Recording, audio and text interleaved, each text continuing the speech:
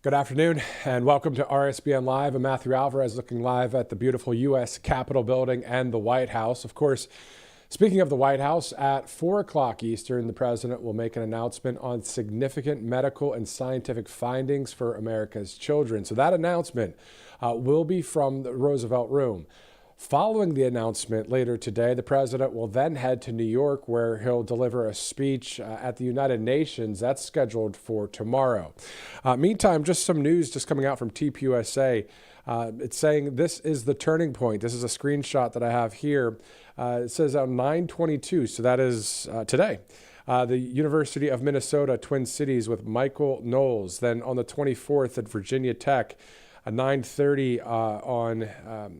at Utah State, October 7th, Montana State. So Vivek Ramaswamy, Glenn Beck, Tucker Carlson, Rob Schneider, Frank Turek, all these people, Megyn Kelly, the governor of Virginia, Glenn Youngkin, a lot of people going out there, continuing on with TPUSA, doing what Charlie did so well. So that's something that was just posted within the hour.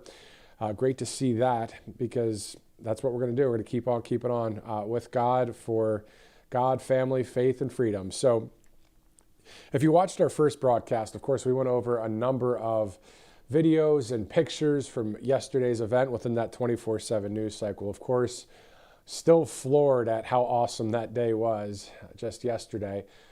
Watching every speech and listening to the praise music and seeing the move of God and seeing all of these people that were watching there live and watching across the country or watching across the world, whether it was on social media or online or on television, on cable, whatever, however people watched. I mean, the newspaper outlets, there's so many people that reported on this story yesterday, but this wasn't just a story. This was a life and a legacy as we remember Charlie Kirk, but also to see the power of God move was quite awesome. And if that makes no sense, to hear a word like power of God move, what does that mean? Well, it's basically when the Holy Spirit, the presence of God, is actually in a place where you can sense the presence of God more than just an emotion. It's an actual real experience with God's presence. And it's something that I believe all mankind was created to experience with God.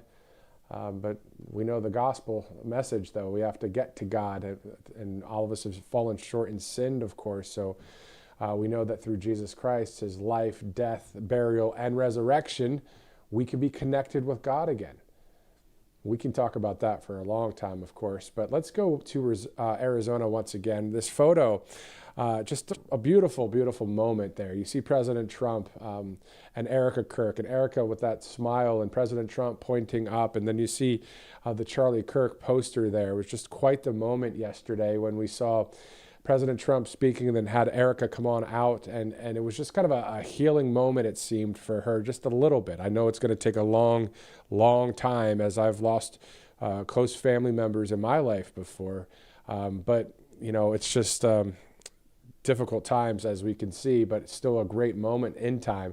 Let's go to that. Let's go to when Erica joined President Trump on stage just yesterday. So, Charlie, we all want to thank you. We want to say a very loud God bless you, Charlie. God bless you for what you've done is incredible.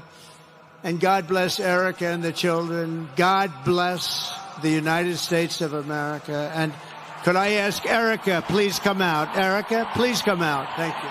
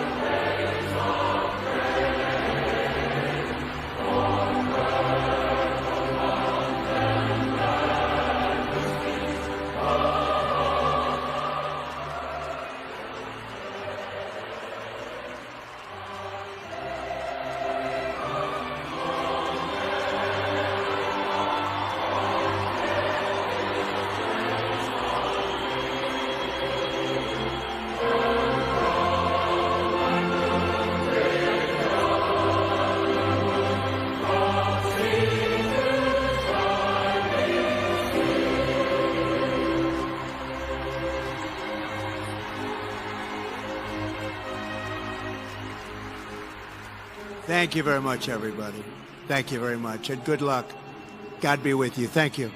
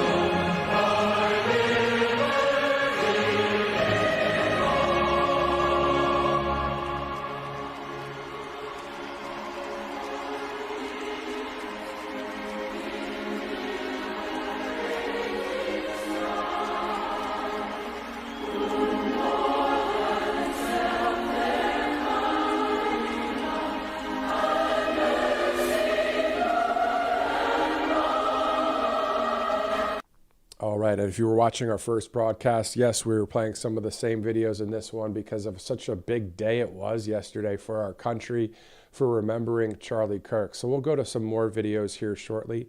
I just got off the phone with RSBN host Christina Loren. She's going to join us in just a bit.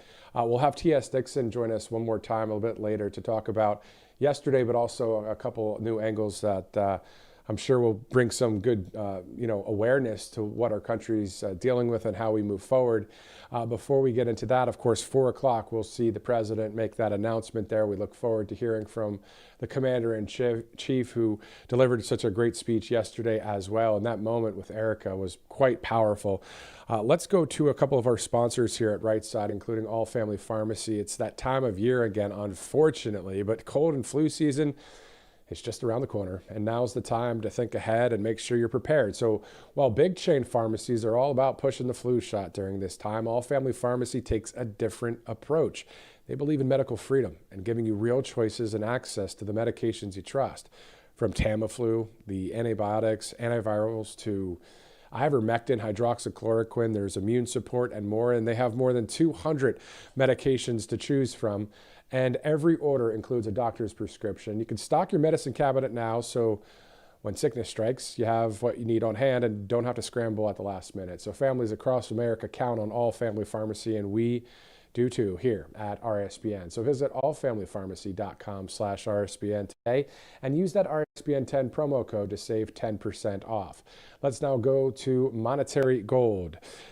2 banks, get this, I mean, this is pretty wild stuff, have already failed in 2025. And with 37 trillion in national debt, Monetary Gold says more failures, unfortunately, are on the way. So it's not fear-mongering, it's reality. It's what we see out there. So the banking system is built on quicksand, and every new failure threatens depositors, retirement accounts, and pensions as well. The government can't bail out everyone, and when confidence collapses, so does the system. So Monetary Gold tells us not to get trapped holding worthless paper, but call them right there. You see that 800 number on your screen. Also, you can go to rsbnforthegold.com today and secure your wealth with real assets. All right. 2 great sponsors there, Monetary Gold and All Family Pharmacy.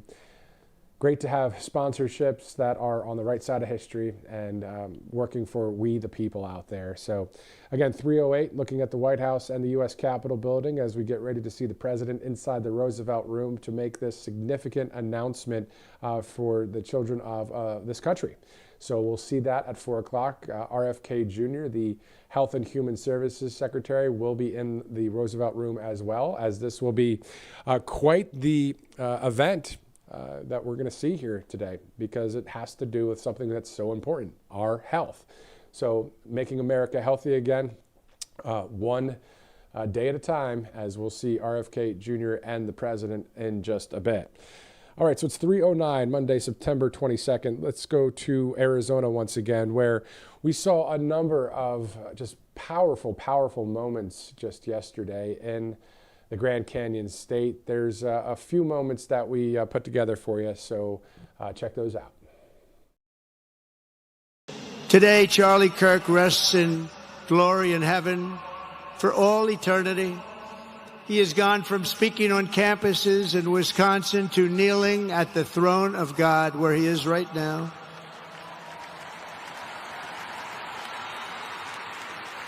We grieve for the friend and leader that we have lost, but we go forward strengthened by his faith and bolstered by his courage and inspired by his example to defend the country he lived for the freedoms he died for, and the values in which he so deeply believed. He believed in values that we should all believe in.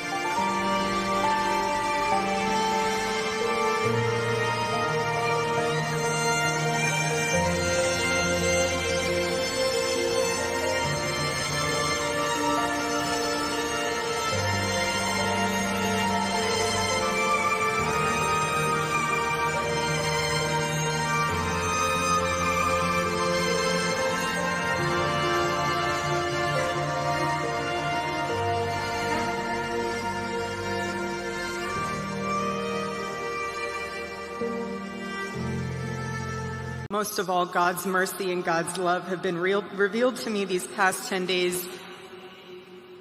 After Charlie's assassination, we didn't see violence. We didn't see rioting.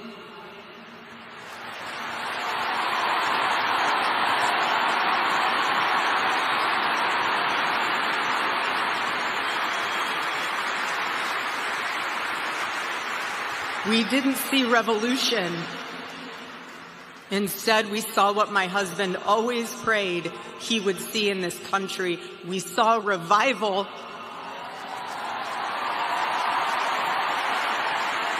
Perhaps it should be no surprise that Charlie, who spent his life speaking with the critics of these traditions, ultimately became convinced that we needed not just a political realignment, but also a spiritual reawakening. We did.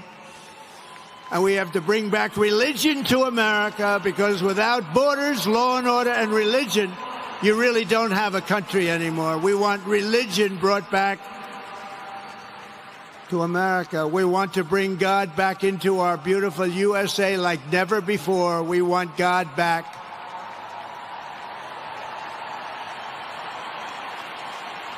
Charlie would have been so pleased to hear his friends and colleagues today giving testimony and giving glory to God.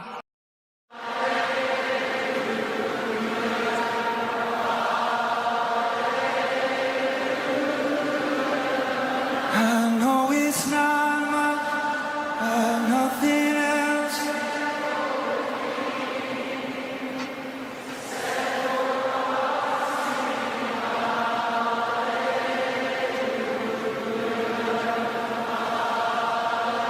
Sing it one more time. So I throw up my head, praise you again and again. All that I have is hallelujah, hallelujah. And I know it's not.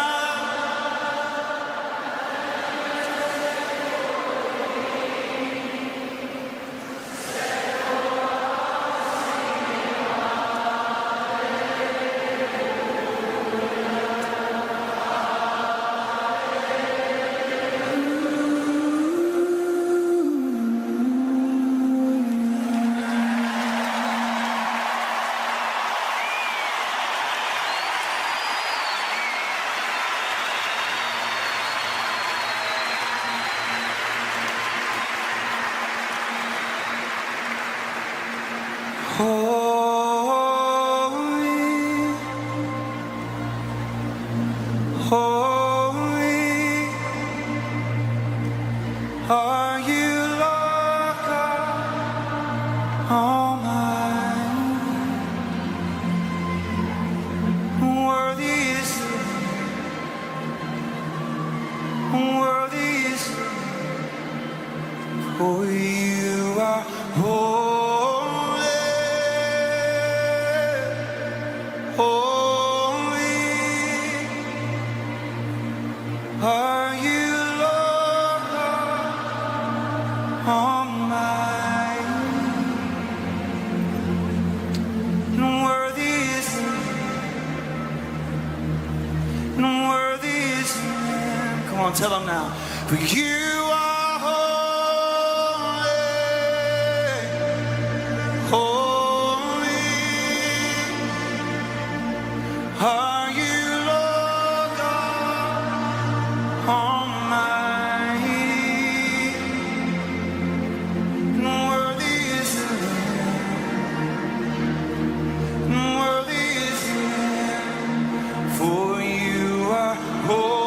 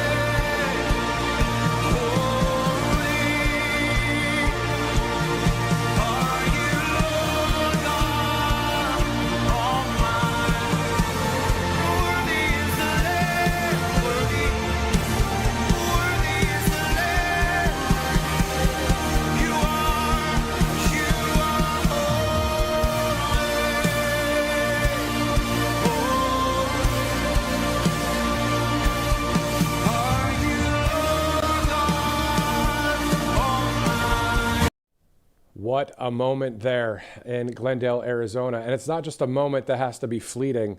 That's something that, you can have your own praise and worship session at your house, you know what I mean, with you and your God, or you at a church or wherever.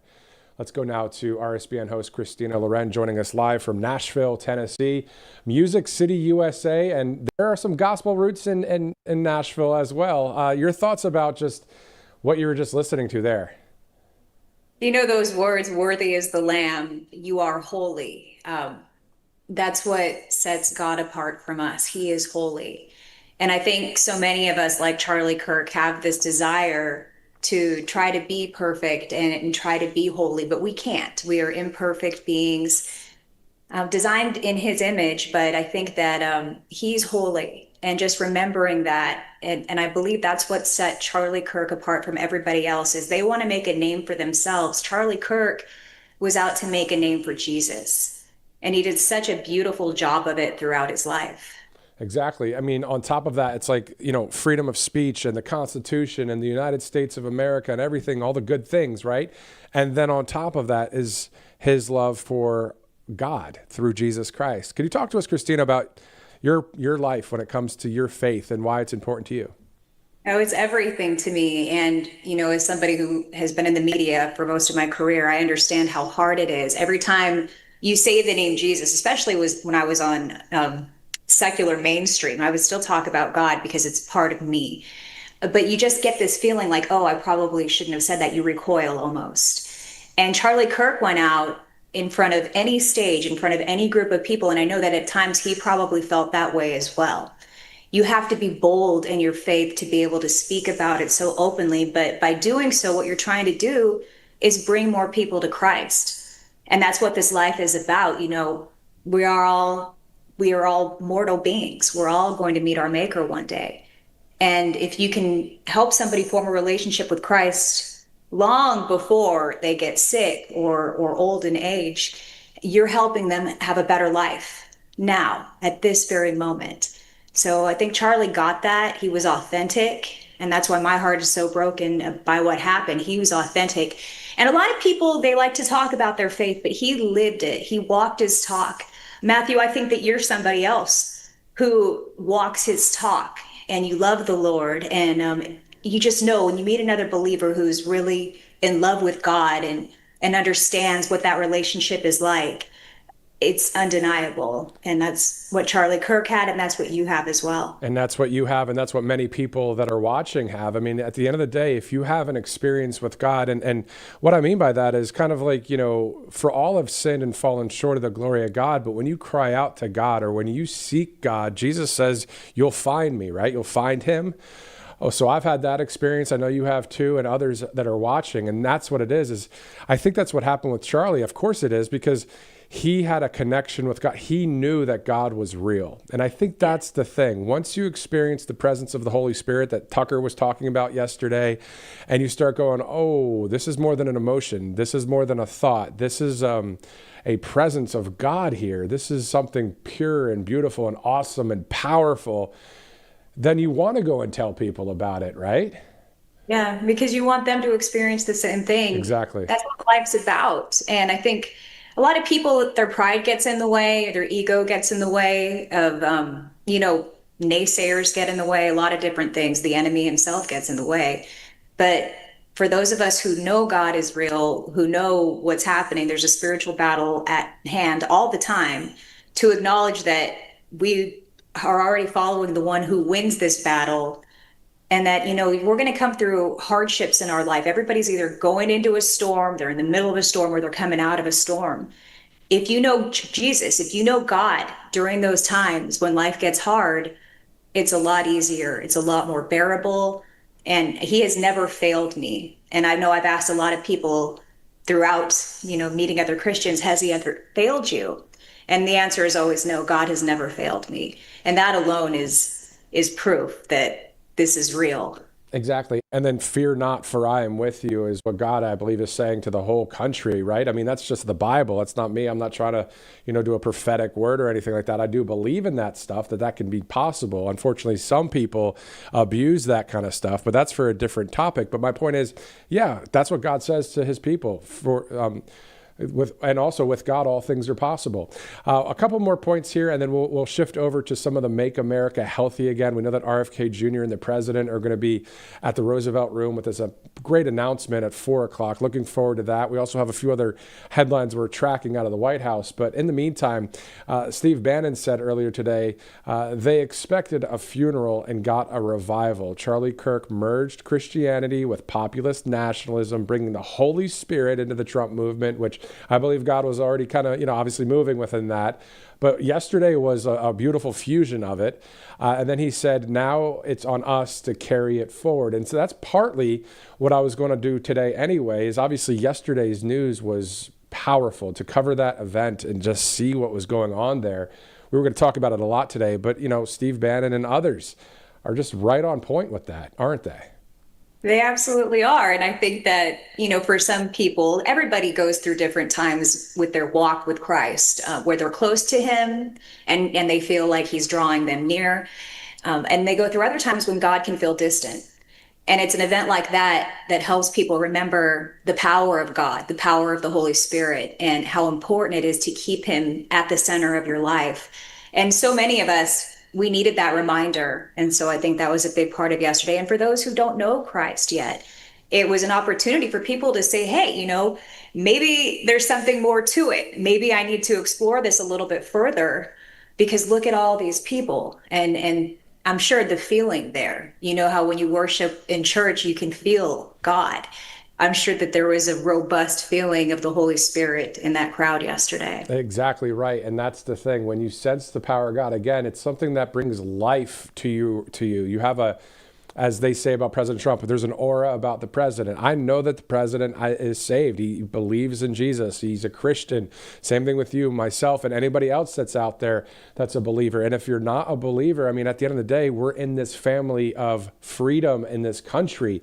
That's what's great about freedom of speech and freedom of religion. But it's just powerful stuff. And to your point, the corporate setting of praise and worship like yesterday, and I was looking at some of the comments, Christina, when they were singing these songs yesterday out there, and I'm looking at the comments just a couple minutes ago when we played that praise session, and everybody, all of you guys that are watching right now, you're saying positive things like, wow, this is an amazing moment. This is great, spiritual, all this stuff. And the thing that it stems out of, and I believe Charlie would say the same thing, is it's about you and God together. When all these lights that are in this studio, when the beautiful American flag that's behind you, Christina, when no matter what's going on out there, when you can go into your own room with no one else around and start seeking God and start thanking him, praising him, getting on your face, worshiping him, asking for his presence to move. When you do that for real and you really seek him, the Bible says if you seek him with all your heart, then you'll find him. That's what it says, doesn't it? It does. And it also says that all things work together for the good of those who love him. And that's true. And I've seen it. And, sometimes we get caught up in our circumstances and little things that are happening, but God's in control of everything. And just one piece of the puzzle is being laid down at a time, but he sees the whole masterpiece that he's putting together. And we got to go through hardships. It's just like, when you talk about how iron sharpens iron, it does. But in order for an iron maker to get a sword shaped, it has to be hammered. It has to go through the fire. And so life is hard, and especially for a lot of Christians. But in those moments, that's when you can be closest to God as well. And I think Charlie knew that. I think we all looked at Charlie and it seemed as though he had a perfect life. But what he did was so amazing. The people that he reached, going out and debating. Could you imagine how much his heart was racing every time he had to debate, never knowing what someone who was going to walk up to that mic next would say? He put himself out there, and that wasn't easy. And I think he was able to do it because he had such a strong faith. That's so true. And that faith gets strengthened when you have those times with God. You look at the Bible, right? We know that in the Bible, Jesus would actually go off to pray. He'd go up to the mountain to basically be an example for us. He went by himself and prayed, even though Jesus and God, in my opinion, and yours, and anybody that's a Christian are the same thing, right? It's just different forms, but still God. But that's really what we're supposed to do. And all of us can do better, I'm sure. I know I can. But the point is to know that his presence is real, to know that God is real, See, this is, Christina, isn't this interesting? You used to work in mainstream media, so did I. Did you ever think we'd ever be able to, in a TV setting, be able to talk about this? I mean, if we worked at a religious channel, sure. But this is conservative media, but the majority of the country is on the right side of history and are believers. Do you find it fascinating that you were a meteorologist, you still are, a weather person out there, and I've been a reporter and an anchor in different towns across America, and we're able to talk about this stuff? Isn't that great? It's amazing. And I think President Trump is clearing the path for that to continue. And the mainstream media, they continue to shoot themselves in the foot. They're just so confused, and they keep making very bad judgment calls, like Jimmy Kimmel, for example. I think that you can see a vast difference between those who are celebrating Christ publicly, like you and I, in an open forum like this, and then those who knows where their heart is, who knows who they worship. But there's a stark difference in the way that people, you can tell, the presenters themselves carry themselves. I mean, the majority of the country and how many around the world, saw, yesterday's event. And, I was watching the press conference earlier, and you could tell the difference between conservative media questions versus the mainstream fake news. And the fake news, there are questions out there to ask here and there, but man, this whole thing about what we just saw yesterday was so powerful that you'd think, maybe reflect on that, maybe talk about that a little bit. But of course, that's not the case when it comes to the fake news. But one last point about that, and then we have to get to a sponsor. There were the video that we showed when it comes to the praise session, which after this one, Christina will probably play it one more time. Why not, right? But in the image, it shows the fake news and some conservative media and all the lights, and it shows all the people with their hands raised praising God. The fake news had no idea they were showing up to a revival service yesterday, huh? They had no idea how to act. They knew, or they probably felt like they were being watched, like people care so much about what they're doing. The commentator from ABC or NBC or CBS, it was probably something that they wanted to partake in, but they felt like they have to stand their ground, and that's terrible. And even when we were following Trump on the campaign trail, always a prayer every single time before Trump would speak.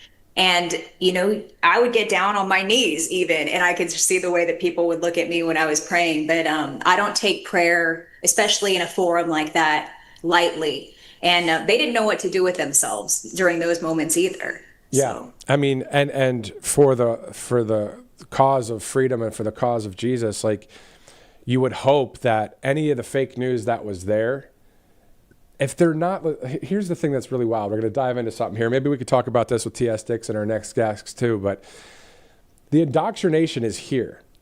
There are Democrats, as you know, and I know, that have good hearts and they're really good people, but then they're jacked up in their thinking. And we talked about that with Silk recently. I wonder how many of the fake news, it's just messed up in their head, but then not in their heart. You know what I mean? Or are they straight up evil all the time? We don't have to get into the dynamics of that, but maybe yesterday encouraged at least one in the mainstream media or anybody around the world, which I know it did, say, you know what is this life for? Is it really just to have a job, make some money, and then one day it's all over? That's it? That would suck. Yeah. Well, you nailed it. I mean, that's their livelihood, their job at NBC or CBS or any of these other Main Street outlets, CNN, MSNBC, their livelihood is tied to this ideology, to this way of thinking. And so even if they wanted to partake, they had to stop themselves because that's how they're feeding their family. And so I think that that's why President Trump's moves to dismantle the mainstream media are so important, because it doesn't have to be like that. Exactly. Christina, can you hold for a second? Director, can we go to a sponsor here as we are getting ready to see President Trump at 4 o'clock? Just let me know which sponsor we should go to, if we could switch over programming. All right, let's go to All Family Pharmacy. Christina, we'll be right back with you. Thanks again for streaming in with us. It's that time of year again, and Cold and flu season is just around the corner, and now's the time to think ahead and make sure you're prepared. So while those big chain pharmacies are all about pushing the flu shot during this time, All Family Pharmacy takes a different approach. They believe in medical freedom and giving you real choices and access to the medications you trust. So from Tamiflu, antibiotics and antivirals, to ivermectin, hydroxychloroquine, immune support, and more, they have more than 200 medications to choose from. And every order includes a doctor's prescription. So you can stock your medicine cabinet now, so when sickness strikes, you have what you need on hand and don't have to scramble at the last minute. Families across this country count on All Family Pharmacy, and we do too here at Right Side. All you have to do is go to allfamilypharmacy.com/RSBN today. Use that RSBN 10 promo code to save that 10%. Great stuff there when it comes to ivermectin, hydroxychloroquine, and being able to access these medications with All Family Pharmacy. All right, so it's 3:35. We have a few more minutes. We can go with Christina here. Let's talk about making America healthy again. I know I'd love to stay on the faith topic and what happened yesterday. We might still talk about that in a second, but we know that President Trump is making an announcement on significant medical and scientific findings for America's children. We know that RFK Jr. will be at the Roosevelt Room there. I know that you have, a child yourself. My wife and I, we have a 11-month-old daughter. So we definitely want to hear what the president and RFK Jr. have to say. Absolutely. Directly, he mentioned autism, a breakthrough. And so that's very interesting to find out. This is so hard for so many parents who do have autistic children. It's very difficult. It depends, where they are on the spectrum, but it can be really challenging. And I think a lot of parents, when they have their newborn baby, they wonder, about the vaccines. And obviously we don't know if there's any link to autism and vaccinations, but because it's been put on the table for so many of us to pontificate, to think about, and you're talking about your newborn baby, of course you want to keep your baby as healthy as possible. And so they were looking at that as a tie. I don't think that's the tie that they found, and we're going to find out more about that later today. This is going to be a huge announcement. But whatever they were able to discover, I hope that they can figure out a way to lower the incidence of it and make sure some of these parents who are so worried, they don't want that for their kids. We all want our kids to have a healthy, normal life. Sometimes that's not in the cards, and you gotta go through and make the best of it with your kids. But we love our children so very much. And if there is a way that we can stop this or reduce the number of people who end up having autism, I think that it's something that we should be investigating completely. And, and with all these other illnesses as well, Alzheimer's and cancer, we want to give people the best lives possible. And if we're doing things wrong, let's fix it. And that's what RFKJ is all about. And we're looking forward to seeing him and the president at the Roosevelt Room. Before I let you go, we're going to play a video here from the president, who posted, and the team there at the White House posted a video about last night's memorial. Director, do we have that video? Okay, cool. All right, let's go to that. And then Christina, we'll get your reaction in just a second.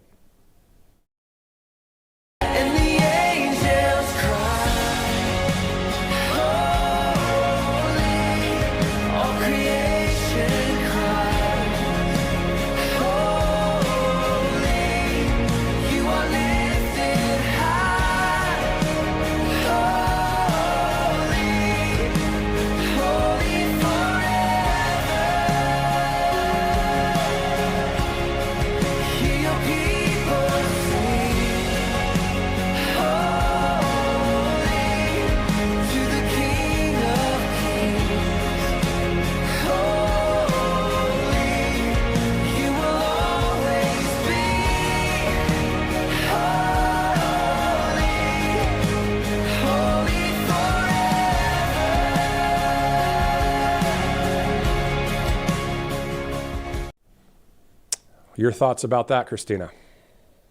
I love Chris Tomlin. I think that he's a true man of God. He is not only a performer, but a writer. And for them to have selected him, of all the various Christian artists, to have Chris Tomlin there, who's really made a name for himself and climbed to the top, it just goes to show. And he probably wanted to be there. I'm sure he wanted to be there. It just goes to show, though, how big Charlie was, how important he was, especially to the Christian community. Even my pastor, who's kind of a rock star pastor, he mentioned it, and he almost never steps into politics. But even he mentioned it. His name's Stephen Furtick, in case anybody's wondering. I don't keep anything hidden. But even he mentioned it, and it meant a lot to me, because sometimes you don't want to get involved in politics, but you have to acknowledge when somebody who was so important to the Lord and so important to the Christian movement was taken from us. And so God rest his soul. I mean, Jesus knows what he's doing. God called him home. He's with the Lord now. He's where we all want to go. So we can take peace in knowing at least that much. Yeah, and his impact on our country, around the world, the free world, his impact for being an icon and symbol of freedom, as we saw pictures and vigils from all across the planet, literally all across the world we saw this. And so not only the freedom, but also his faith in Jesus. It's just awesome stuff, and it's stuff that you definitely won't hear on the mainstream media. Christina Loren, RSBN host, thank you again for joining us on Right Side. We'll see you again soon. Absolutely. Thank you, Matthew. Love talking to you. You too. See ya. All right, before we go to our next guest, T.S. Dixon, to just talk a little bit more about what we saw yesterday and also moving forward, like what should the focus be now? We know it's on, God, family, country, but let's drill down a bit more than that in the sense of what that means, right? So how are we going to save our country? That kind of thing. We see President Trump winning all the time there at the White House. There's a few things that I'm sure TS will add to that here in just a second. Meantime, let's look at a few headlines that we're tracking out of the White House today. The president, of course, will make an announcement on significant medical and scientific findings for America's children. We're told this will provide medical transparency on factors that may lead to autism in children. Also, this evening, the president will travel to New York ahead of the UN General Assembly. Also, yesterday, President Trump, of course, honored Charlie Kirk's legacy, describing him as a martyr for American freedom. You heard Carolyn Levitt also speak about Charlie Kirk and her respect for the great Charlie Kirk. We also heard about TikTok from Carolyn Levitt. Also, President Trump's deal to save TikTok, we're told, will include a new ownership group with majority American investors, a secure operation of the algorithm in the United States overseen by Oracle, and then complete control of American user data, which will remain in the United States. So we have a number of things that we're tracking here, including on Friday, this past Friday, House Republicans passed a clean government funding extension supported by President Trump. Radical left Democrats are trying to hold the government hostage to try and score political points. And finally, Tom Homan has not been involved with any contract award decisions. We're hearing this from the White House, that he is a career law enforcement officer and lifelong public servant who's doing a phenomenal job on behalf of President Trump and the country. The White House spokeswoman Abigail Jackson has said that. All right, before we get to T.S. Dixon next, let's go to one of our great sponsors here at Right Side Broadcasting Network. That's Kalshi, of course. Kalshi.com/RSBN. You can use the QR code if you'd like, or just go to Kalshi.com/RSBN, or you can download the app as well. Whether it's science, technology, sports, politics, faith, weather, music, whatever, right? You can just go to Kalshi.com. You could bet, you could trade. You could also just check out the polls and see what people are doing on there. More than 1 million users on Kalshi, a great sponsor here at Right Side Broadcasting Network. Same thing with MyPillow.com/RSBN. We had Mike Lindell on the broadcast last week. Great to see him again. Great to talk about MyPillow, as there are more than 2,000 great products there to choose from on MyPillow.com. So go ahead and purchase some today. As you see, the 6-piece towel sets are back in stock with that great price, $39.98. All right, so it's 3:44 Eastern time. Looking forward to seeing the president about 16 minutes from now. In the meantime, let's go to, if he's there, is T.S. Dixon on the line? Okay, so we'll wait for him as soon as he joins. In the meantime, let's do something that we were trying to do earlier. We were trying to air the Tucker Carlson speech. It's only about 6 minutes long. Why don't we finish it this time? Let's go to Tucker Carlson from just yesterday at that powerful event in Glendale, Arizona. Ladies and gentlemen, Tucker Carlson.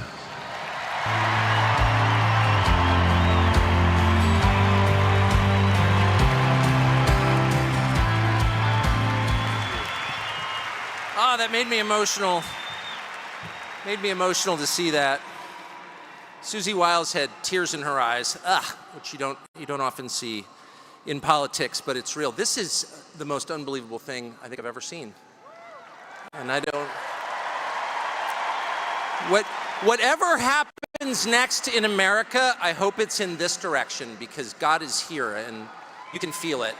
And Charlie would have loved this, not just because he loved large groups of people, but because ultimately he was a Christian evangelist.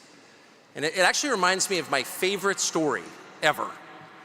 So it's about 2,000 years ago in Jerusalem, and Jesus shows up and he starts talking about the people in power, and he starts doing the worst thing that you can do, which is telling the truth about people, and they hate it, and they just go bonkers. They hate it, and they become obsessed with making him stop. This guy's got to stop talking. We've got to shut this guy up.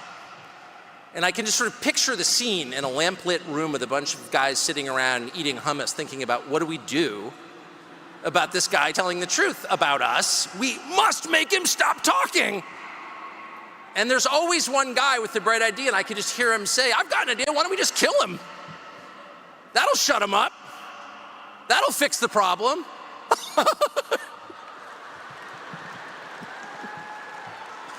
It doesn't work that way. It doesn't work that way. Everything is inverted, and the Beatitudes tell it, I think, the most crisply. Everything is sort of the opposite of what you think it's going to be. Blessed are those who mourn, for they will be comforted. That is true, and you can feel it here. The thing about Charlie's message, I've thought a lot about it, and I'm trying not to be emotional, because in addition to everything else, he was a wonderful man and a decent man, and one of those rare people you meet who you just groove with in conversation and have these very intense conversations that you don't stop thinking about, which is my experience with him. But the main thing about Charlie and his message, he was bringing the gospel to the country. He was doing the thing that the people in charge hate most, which is calling for them to repent. So how is Charlie's message different? And Charlie was a political person who was deeply interested in coalition building and in getting the right people in office, because he knew that vast improvements are possible politically. But he also knew that politics is not the final answer. It can't answer the deepest questions, actually. That the only real solution is Jesus. And the reason, it's really simple. Politics, at its core, is a process of critiquing other people and getting them to change. Christianity, the gospel message, the message of Jesus, begins with repentance. Christianity calls upon you to change. Our core prayer, given to us by Jesus, the Lord's Prayer, demands that we forgive other people, but preceding that is a request for our forgiveness. In other words, forgive us our sins, meditate on what we've done wrong, how we've fallen short, and then it becomes possible to forgive other people. That is a call to change our hearts from Jesus, and that is the only way forward in this country. That is the only solution to where we all know we're going. And Charlie knew where we were going without that. And that is not a call for being politically passive, of course not. I stood on many stages with Charlie calling for various people to be elected, particularly Donald Trump. And I'm proud of that. It's only an acknowledgement that what Charlie was really saying is that change begins, the only change that matters, when we repent of our sins. We, me. A recognition that the real problem is me and how fallen I am. And that was the reason that Charlie was fearless at all times, truly fearless. To his last moment, he was unafraid, he was not defensive, and there was no hate in his heart. I know that because I've got a little hate compartment in my heart, and I would often express that to Charlie about various people, and he would always say, that's a sad person, that's a broken person, that's a person who needs help, that's a person who needs Jesus. He said that in private because he meant it. So I guess I would just say this gathering and God's presence, God's very obvious presence in this room, the presence of Jesus, is a reminder of what we've known for 2,000 years, which is any attempt to extinguish the light causes it to burn brighter. Every single time. So as we proceed into whatever comes next, and clearly something's coming next, remember this moment. Remember being in a room with the Holy Spirit humming like a tuning fork. This is the way. Right here. This is the way. And that is what Charlie Kirk was saying underneath it all. Thank you, and God bless.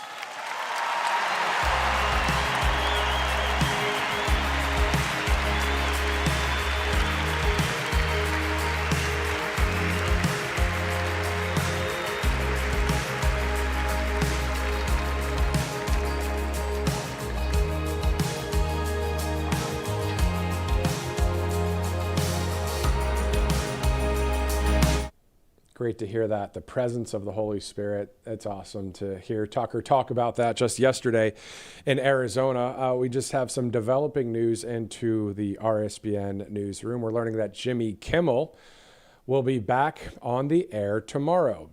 Jimmy Kimmel will be back on the air tomorrow. The question is, what will that mean for Sinclair and Nexstar, the two TV groups that own a ton of ABC affiliates out there in the country, who didn't want to air Jimmy's show after his comments the other night? The statement from the Walt Disney Company issued the following statement today regarding Jimmy Kimmel Live. Last Wednesday, we made the decision to suspend production on the show to avoid further inflaming a tense situation at an emotional moment for our country. It is a decision we made because we felt some of the comments were ill-timed and thus insensitive. We have spent the last days having thoughtful conversations with Jimmy, and after those conversations, we reached the decision to return the show on Tuesday. Again, interesting. You know, the people that run a lot of these media companies are not on the right side of history. So you got to remember, ABC and Disney didn't make the first move to pull the show. It was a number of huge corporations that own television stations across the country. I believe I've worked for some of them, these companies as well. There are ABC affiliates across the land, right? So those ABC affiliates, some of those stations and some of the higher ups at some of the ownership groups said, no, we're not going to air Jimmy Kimmel's show. Look what what is this guy doing? And so it was just out of that. And then Disney says, well, that was just an emotional time in our country, so he's going to come back on tomorrow. And his ratings are still going to be terrible. He's still on the left side of history. He still says he's not funny. Anyway, that's news that we just saw come down here as it's 3:53 Eastern. I do want to get to, as we await the president there, and I'm not going to toss to it anytime soon because we're only 7 minutes out from the 4 o'clock hour. Of course, we're going to see the president here with RFK Jr. at the White House inside the Roosevelt Room to make this announcement. But Don Jr.'s speech yesterday, I mean, every speech was just grand slam, home run. It's thinking of Charlie. It's honoring Charlie. It's honoring Jesus. It's the praise and worship. I mean, it was just awesome. But we'll get to the Don Jr. speech. It's about 15 minutes long. We'll play that. If for some reason we don't see the president at about like 4:05, 4:07, you know how it is. It sometimes can be 4:45 until we see him, or it could be right at 4. So we'll just kind of monitor that as we go. But anyway, so yeah, that news about Jimmy's interesting stuff that just came down. I'm sure everybody's reacting to that right now all over social media. 3:54 Eastern time. Let's go to one of our sponsors here. Let's go to angelpace.com. If you want to use the RSBN promo code, this will go a long way. It always goes a long way with using the right side promo code there, the RSBN one. So angelpace.com. You purchase any kind of product on there, purchase a bunch of products out of Spring, Texas. Great group of people there, and hiring military veterans and on the right side of history, and being a longtime sponsor here, angelpace.com, the Miracle Cream, along with a number of other products that you can check out there. Also, let's go to Cove Pure. This is a great one too, because who wants to drink tap water, right? You've heard us talk about Cove Pure before, and for good reason. It's because we believe that clean drinking water is one of the best investments you can make for your family's health. And here's something you might not realize: when people take those medications, their bodies don't absorb all of it, and much of that stuff gets flushed down the toilet, and the water treatment plants are horrible at filtering out those leftover pharmaceuticals. So you're talking about like antibiotics, antidepressants, and even hormone disruptors from birth control pills. No wonder our society is so messed up when it comes to the water situation out there. But luckily, Cove Pure is lab certified to remove up to 99.9% of impurities. That includes fluoride, PFAs, agricultural runoff, and of course, pharmaceutical drugs. The first thing you're going to notice with Cove Pure is the taste. It's what water is supposed to taste like: pure, clean, no aftertaste. You actually want to drink more of it. Cove Pure makes it so easy. It sits on your countertop, no plumbers, no drilling. You just fill it up and plug it in. And you can even select whatever temperature you want: hot, cold, or warm, with just a tap of a button. And you wouldn't take a stranger's drug prescription, of course, so why accept their leftovers in your water? Ugh, tap water, gross. Protect yourself with the link below, covepure.com/RSBN. Right now, for a limited time, you'll get a special discount of $200 off of Cove Pure. We're about 4 minutes to the top of the hour there as we get ready to see President Trump and RFK Jr. Once again, they're going to make an announcement on significant medical and scientific findings for America's children. And then we're told that that announcement will be from the Roosevelt Room at the White House. Following the announcement, the president will then head to New York, where he will deliver a speech at the United Nations scheduled for tomorrow. So we'll be monitoring that. We'll have that coverage here, of course. Robert McNeely will be back from Arizona, so we'll be tag teaming on various coverage, I'm sure, and doing the changing of the guard when it comes to our shift changes. But looking forward to seeing the president here in just a few minutes from now. Let's do this. Let's take a quick commercial break. We'll be right back here on Right Side. Welcome to Right Side Broadcasting Network, your trusted conservative news outlet. At RSBN, we deliver the truth when the mainstream media falls short. Since 2015, we've proudly broadcasted every single one of President Trump's iconic MAGA rallies, bringing you the excitement and energy live before anyone else. By watching RSBN, you get an unfiltered front row view of the action on the ground. We interview the crowds to give a voice to millions of Americans just like you. We show you President Trump's speeches in their entirety, free from interruptions and censorship.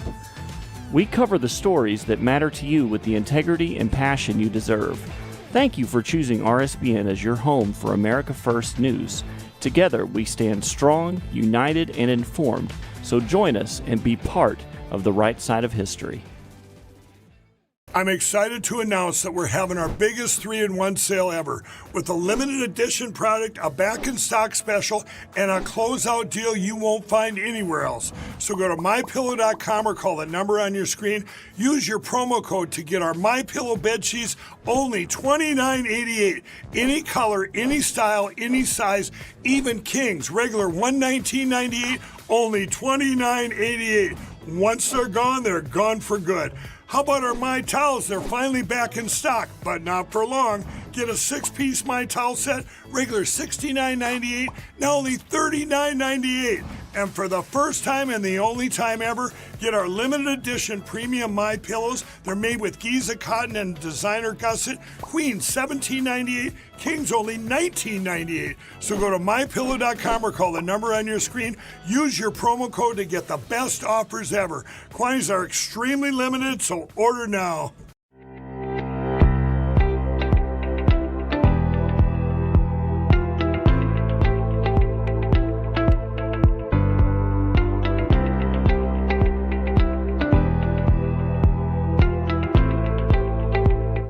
And continuing on, of course, live here at Right Side, it's 3:59, so we're about a minute away from the top of the hour, of course. Looking forward to seeing the President and RFK Jr., the Health and Human Services Secretary, enter the Roosevelt Room. As soon as we see it, we'll take you there. In the meantime, you just saw the commercial for it. We're going to talk a little bit more about All Family Pharmacy. Of course, it's that time of year again, cold and flu season just around the corner, and now's the time to think ahead and make sure you're prepared. And while those big chain pharmacies are all about pushing the flu shot during this time, All Family Pharmacy takes a different approach. They believe in medical freedom and giving you real choices and access to the medications you trust, from Tamiflu, antibiotics, and antivirals to ivermectin, hydroxychloroquine, immune support, and more. They have more than 200 medications to choose from. And every order includes a doctor's prescription, so you can stock your medicine cabinet now, and when sickness strikes, you'll have what you need on hand and don't have to scramble at the last minute. So families across America count on all family pharmacy. And so do we here at Right Side Broadcasting Network. All you have to do is go to allfamilypharmacy.com/RSBN. Save 10% today by using that code RSBN10. All right, it is the top of the hour. It's 4 o'clock. You are here live with us here on RSBN Live. We're looking at seeing a couple of the poster boards there with some information about this announcement that will be happening any minute from now. We heard Carolyn Levitt earlier today on the broadcast, and of course, this is on the heels of quite the event that was filled with God and love and courage and strength and power and common sense and all the good things yesterday. And we continue with that spirit today. Literally. You bottle up that kind of stuff and you live it out and you go for it, right? And no matter what's going on, we know what the Bible says. We know what Charlie was saying too. He loved Romans 8:28. I love Romans 8:28 as well. All things. Actually, it says, and we know all things work together for the good to those that love God and are called according to his purposes. We've all had our journeys. We all have our stories, our ups and downs. For all have sinned and fallen short of the glory of God. But thanks be to God for his grace and our faith in him that we can be connected to God and live out this freedom, live out everything that we're seeing that is on the right side of history out there. All right, let's get back to the White House when it comes to some stories that we're tracking out of 1600 Pennsylvania Avenue. Specifically today, the president, of course, will make that announcement on significant medical and scientific findings for America's children. This will provide medical transparency on factors that may lead to autism in children. So that's what this is going to be about. We're going to hear from the president and RFK Jr. here shortly. This evening, the president will travel to New York City for the UN General Assembly. He'll be speaking there tomorrow. So we're seeing a lot of different bilateral meetings there tomorrow and speeches by the president. So we'll see once that schedule comes out. And that's the thing. We received the schedule from the White House, just like any media outlet does, usually the night before, to let us know what's going on the next day. And I post it on my Truth Social all the time because I think it's something I'm obviously interested in, and I know a number of you are too. That's why I do it. So we'll see what is specifically the timing for all of these speeches and the UN visit by President Trump tomorrow. So again, he's leaving to New York at about 5:30. That's the president's schedule, according to that White House Office of Communications that sends it out. So in about an hour and a half, depending on how late or not this is going to be, the president will be heading to the South Lawn, heading to Marine One, over to JBA, Joint Base Andrews, to get on Air Force One to fly to New York, New York. So we'll have possibly that live for you here. If not, we'll upload it. And you'll be able to see it on Rumble and YouTube and all over the place as we post. As you guys know, all of the footage that we get here at the network, you'll see it, whether it's live or whether it's posted online. We just recently surpassed, I think it was about a week and a half ago, 2 weeks ago, 2 million subscribers on YouTube. And then also about getting slowly closer to 1 million on Rumble. And quite a lot of followers on Truth Social and X out there. And thank you for watching wherever you're watching right now. If you'd like to pass this stream on to someone else to watch the president here, this is a pretty big announcement when it comes to making America healthy again. So we'll be covering it here in its entirety live. If for some reason we're going to have it, if it's delayed past 4:05, 4:06, we may go to Don Jr. For that speech from yesterday. Quite the speech in Arizona. And as soon as we see the president, we'll cut right to him. But I still, hours and hours and hours of speeches and music, and how about Amazing Grace with the bagpipes? I mean, there's so many different things that we just experienced together as a country yesterday. I really do think that they're right with the signs. It said this is a turning point, and This, after yesterday, it definitely is. And hopefully we go in the right direction for the rest of our days here in this country, so we can be on the right side of history and have freedom and have the Constitution be the law of the land. In the meantime, we're seeing a couple people peek out the door there in the Roosevelt room, so we'll see as soon as the president gets kick-started there. All right, well, it's 4:04. Let's go to President Trump's, some of his recent Truth Social posts. We did see some of those online earlier when it comes to justice and having justice right now, justice being served right now. You see it right there. There it was on September 20th at about 6:44. You remember President Trump was sharing a text, basically what he was saying to Pam Bondi there, and then also the 100% support behind the Attorney General. So that post right there. So those are posts that are pretty recent that you can see from the president. So we'll see what happens when it comes to DOJ investigations into people that have broken the law, whether, with receipts and evidence of that, holding people accountable. I know that those of you on the right side of history out there are saying, yeah, let's roll with that stuff. Let's see it happen. Well, we're watching for it. We're monitoring any of that. And also those 20 core promises to the American people. Of course, we know that they're all there for the support of we the people and our country. So, looking forward to seeing the president here any minute from now. So let's go back to truth real quick. I'm going to go to our RSBN page. As you know, we have so many great writers here at Right Side. Interviewed Summer Lane just the other day. If you didn't get a chance to see that, she gets a lot of her work re-truth by President Trump. So great to see that as well. Let's go to a video just from yesterday as I check out some various posts that are out there. As we await the president, we can go to that Amazing Grace moment there with the bagpipes from just yesterday as we continue to remember and honor the life of Charlie Kirk.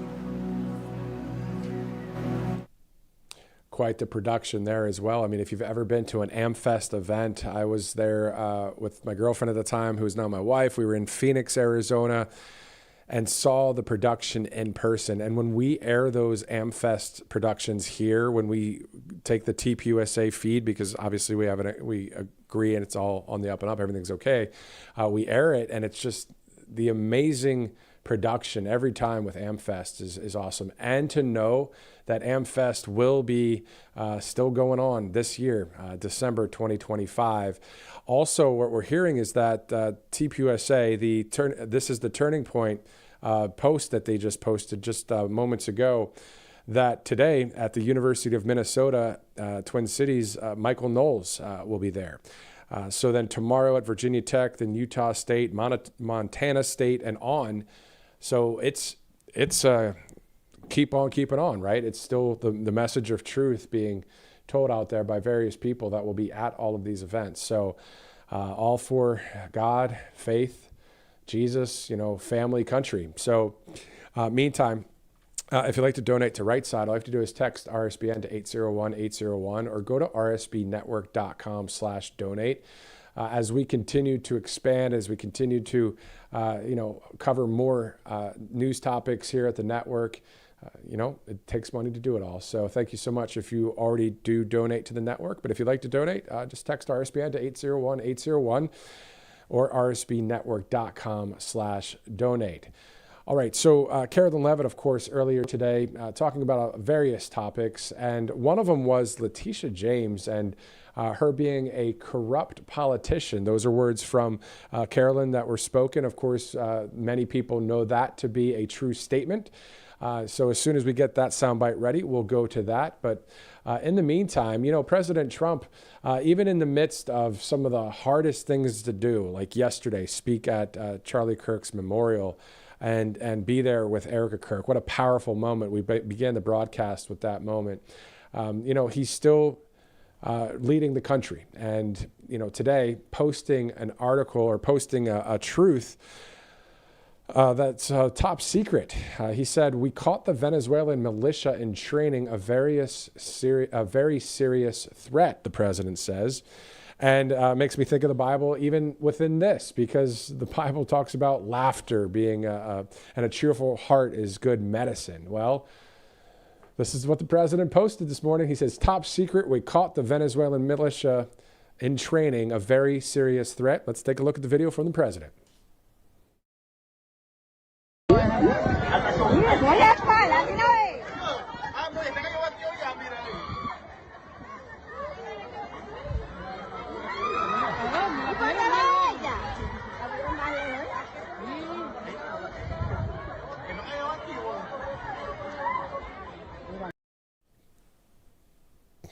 There you go. Good stuff. I mean, make comedy great again, but it's just such a time. I mean, think about the roller coaster of emotions that we just went through. 12 days ago, we have September 10th with Charlie, September 11th, the grieving, the pain that we felt losing Charlie, and then now, covering all sorts of stories that we're covering here. The president posting that post, which is hilarious, right? There's just a lot going on. Looking forward to seeing the president here momentarily. We do have a few sound bites from Carolyn Levitt as we are standing by right now. It's 4:14 Eastern. If there's any more delay, we'll go to Don Jr.'s speech from just yesterday. Quite awesome to see that, as it's a great speech. But in the meantime, we'll go to Carolyn Levitt here, who was speaking, of course, at about 1:20 this afternoon, speaking about all sorts of topics, including the Charlie Kirk Memorial. So we're going to get to that soundbite here in just a second about Letitia James. Let's go to that right now. Let me just walk you through Letitia James. Letitia James completely abused her oath of office. Letitia James was actively and openly engaged in lawfare. You talk about weaponizing the Department of Justice. What was Letitia James's campaign slogan? It was prosecute Donald Trump. She was saying she was going to prosecute Donald Trump before she even knew if Donald Trump committed a crime, which of course we did not.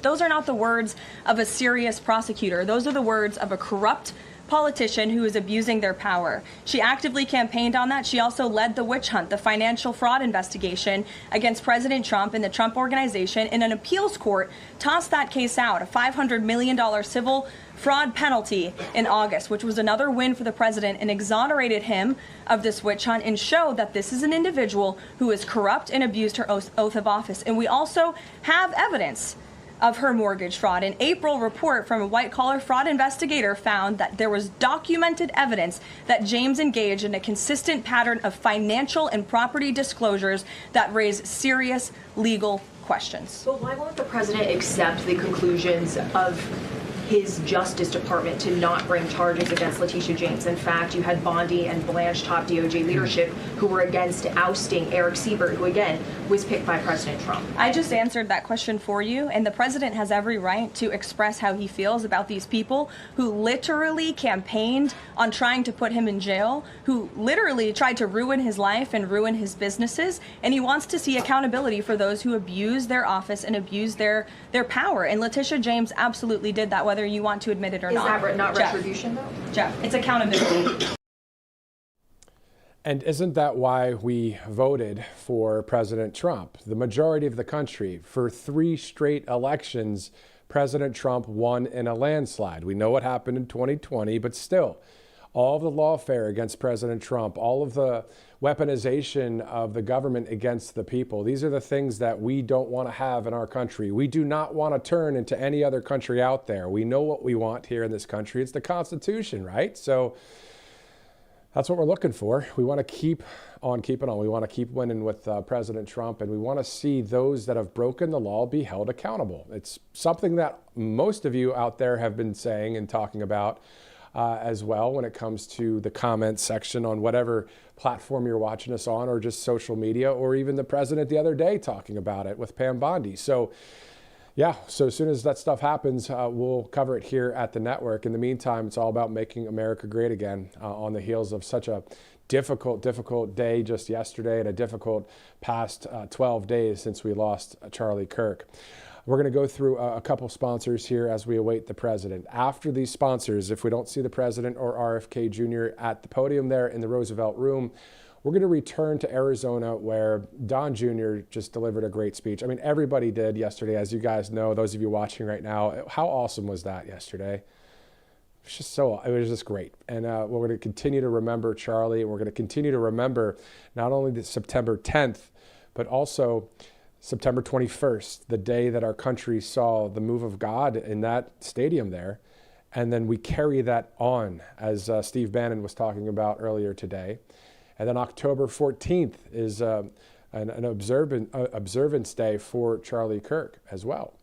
So let's go through a couple sponsors, and then we'll return to Don Jr. from just yesterday. All Family Pharmacy. It's that time of year again where there's cold and flu season just around the corner. And now is the time to think ahead and make sure you're prepared. While big chain pharmacies are all about pushing the flu shot during this time, All Family Pharmacy takes a different approach. They believe in medical freedom and giving you choices and access to the medications you trust, from Tamiflu, antibiotics and antivirals, to ivermectin, hydroxychloroquine, immune support, and more. They have more than 200 medications to choose from, and every order includes a doctor's prescription. So you can stock your medicine cabinet now, so when sickness strikes, you have what you need on hand and don't have to scramble at the last minute. Families across America count on All Family Pharmacy, and we do too here at Right Side Broadcasting Network. Visit allfamilypharmacy.com/RSBN today and use that RSBN 10 promo code to save 10% off. Let's go to Monetary Gold as well. Today, we know that 2 banks already this year have failed in 2025, and with that $37 trillion in national debt, Monetary Gold says more failures are on the way. And it's not fear-mongering, it's reality. The banking system is built on quicksand, and every new failure threatens depositors, retirement accounts, and pensions. The government can't bail out everyone, and when confidence collapses, so does the system. So Monetary Gold tells us not to get trapped holding worthless paper. You can call the number you see there on your screen, or go to rsbnforthegold.com today and secure your wealth with real assets. Monetary Gold, a great sponsor there, as it's 4:20 Eastern Time. Looking forward to seeing the president and RFK Jr. You know, we're all sick of the fake news out there. We know that. We know that the solution to the fake news is conservative media on the right side of history. People that feel and think the same way many of you do that are watching right now. Those of you that love God, family, and country, and freedom. And we're here for that. Right Side Broadcasting Network and any conservative media outlet that talks about common sense policy and talks about the right way to do things out there. And it's the common sense stuff. I mean, I'm not reading from a teleprompter if you can't tell, but it's from our heart. It's from our mind. We believe in this with everything we have. And it's great to have you guys watching right here on this live stream with us as we await the president. Let's return to Don Jr. yesterday. Donald Trump Jr., the speech that was yet another grand slam out there. And speaking of grand slams, Matt Shaw with the Chicago Cubs, third baseman for the Chicago Cubs, did not go to his game against the Cincinnati Reds yesterday. He went to visit and pay respects to his friend that he lost, Charlie Kirk, yesterday. And that is quite the move for someone in sports in the big leagues. But sometimes you have to stand for something. And I know that all of you, most of you, are standing for the right side of history. And those that would be watching right now on the other side of history, well, we hope you'll join us. We hope you'll be on the side of freedom and not the extreme radical left. No indoctrination needed here. No wokeness needed here. Just common sense. God, family, and country. Let's go to Don Jr. from just yesterday. Ladies and gentlemen, please welcome Donald Trump Jr.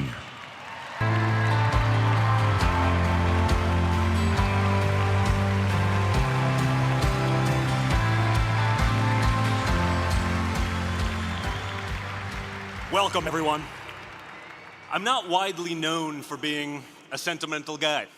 Anyone who's seen me on social media knows I'm far more likely to crack a joke or get myself in trouble for posting some grossly inappropriate memes than I am to shed a tear. I know this because I've even gotten the call from that guy a couple times.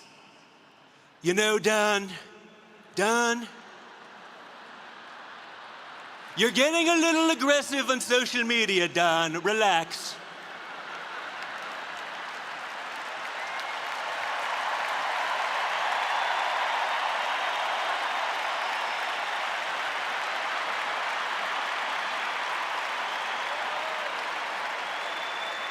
But last week, when I received word that Charlie, who was like a little brother to me, had been assassinated, I was truly devastated.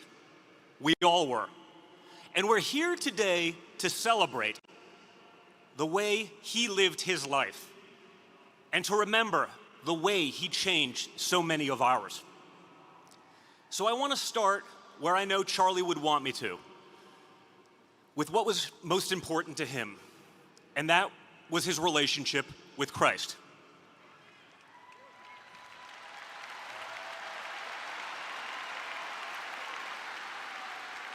To say Charlie knew more about the Bible than me is an understatement, folks. It's like saying Donald Trump knows more about being president than Hillary Clinton or Kamala Harris.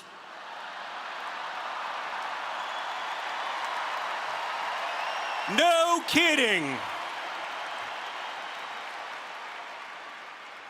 But when Charlie was asked in an interview how he'd want to be remembered, he said, "I want to be remembered for my courage, for my faith." And let me tell you guys, those were not empty words. Last week, Charlie joined a long line of courageous men and women who were martyred for what they believe. According to the book of Acts, the first martyr in the early Christian church was Stephen, who was stoned to death. And as Stephen was being killed, he said, "Behold, I see the heavens opened and the Son of Man standing at the right hand of God." Now, there are many times in the Bible where Jesus is seated at the right hand of God, but this is the only time he's seen standing. And while the Bible isn't explicit about this, I like to think Jesus was standing to welcome Stephen, the courageous martyr, into heaven.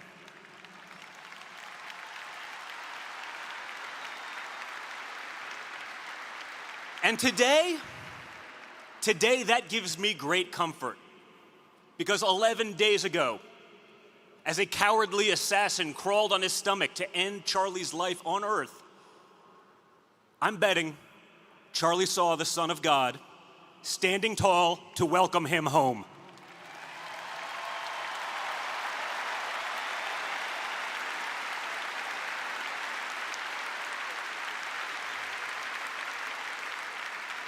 I'd be remiss if I didn't mention the greatest treasures of Charlie's heart: his beautiful wife, Erica, and his 2 precious children.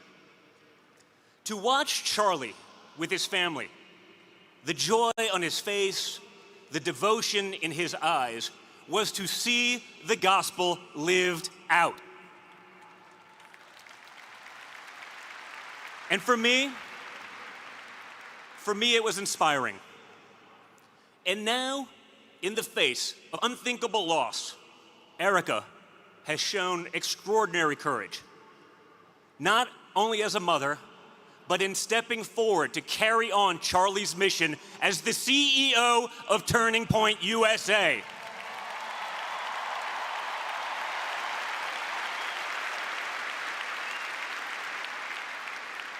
Charlie always brought out the best in all of us. When Charlie first said to me during the 2016 campaign, "Hey, let's start doing events on college campuses," I was like, whoa, seriously? Come on, man. We've given up on that. We're gonna let those kids grow up, and we'll get them when they start paying taxes.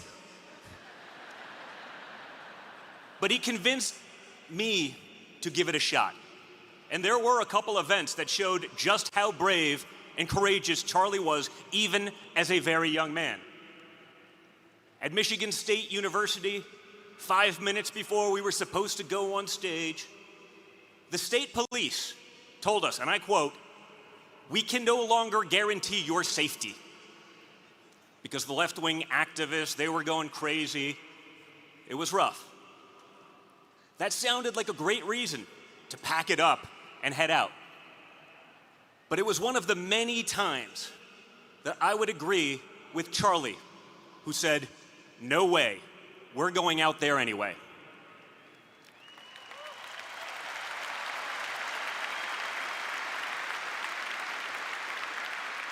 At one of the last events of the 2024 campaign at Arizona State, some lunatic called it a threat to try to keep us from going on the stage. Again, we went out there anyway, without fear. Charlie led the way. His message was clear then, and his message is clear now. We won't back down. We won't be intimidated.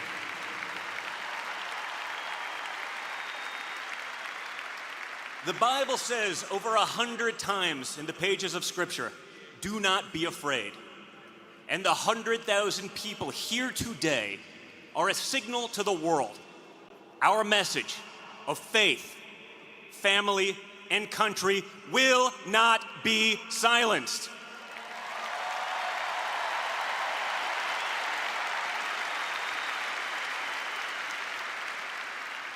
It always amazes me how Charlie chose to use his platform. He had one of the largest microphones in the entire conservative movement. And what did he do with it? Day after day, week after week, he handed it to the very people who opposed him most.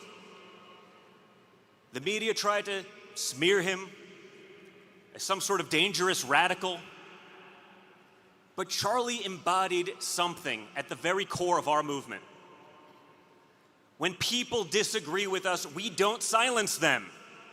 We don't destroy them, and we certainly don't sink to violence.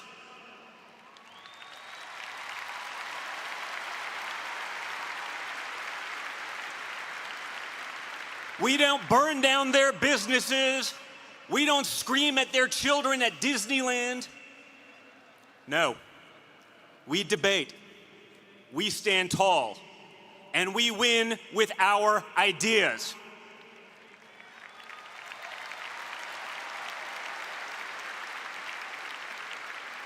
The true extremists are those who would justify and celebrate taking an innocent life over nothing more than disagreement. That is the real radicalism, and we reject it completely.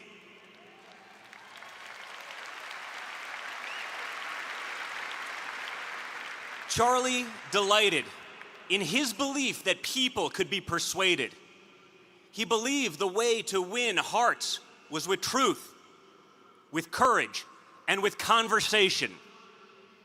He would always be the first to say, "You are welcomed here." And that's what I want to leave you with today.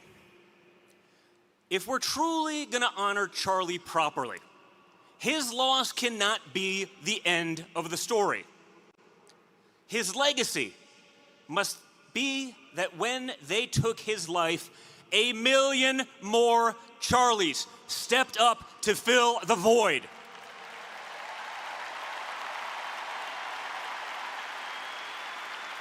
We are all Charlie.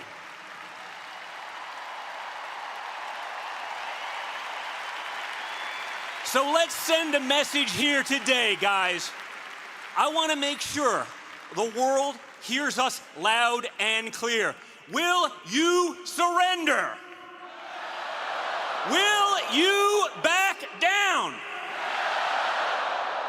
Will you give up in fear? Good. If you're among the millions of people watching today, please see this and know you are not alone.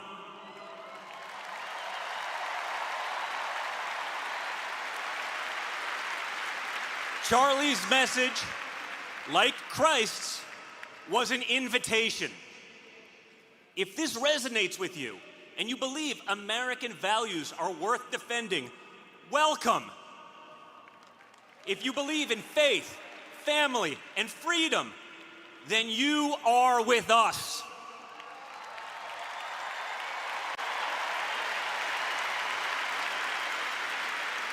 No matter your past, no matter how you've voted, no matter where you come from, this movement is your home.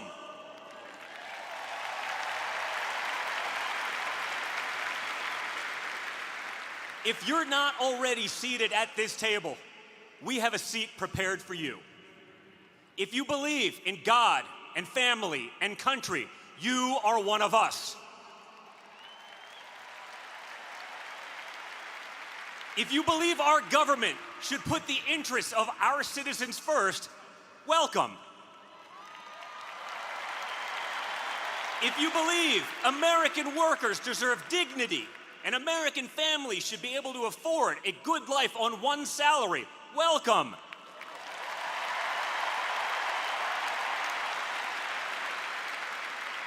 If you reject the propaganda of the fake news media, welcome.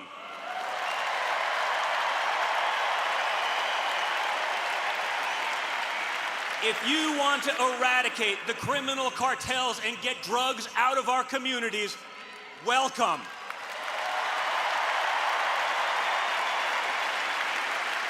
If you believe our best days are ahead and are willing to stand up to make America great again for your children and for generations to come, welcome.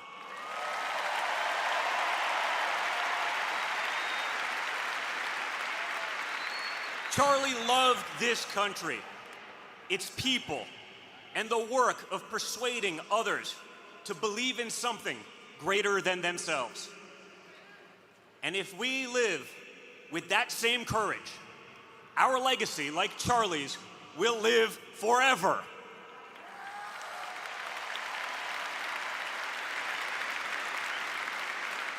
Charlie, my brother, we love you.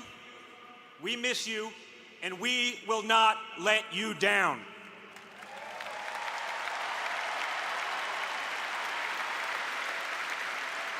And as the scripture promises, well done, good and faithful servant. Enter into the joy of your Lord. God bless, and thank you so much.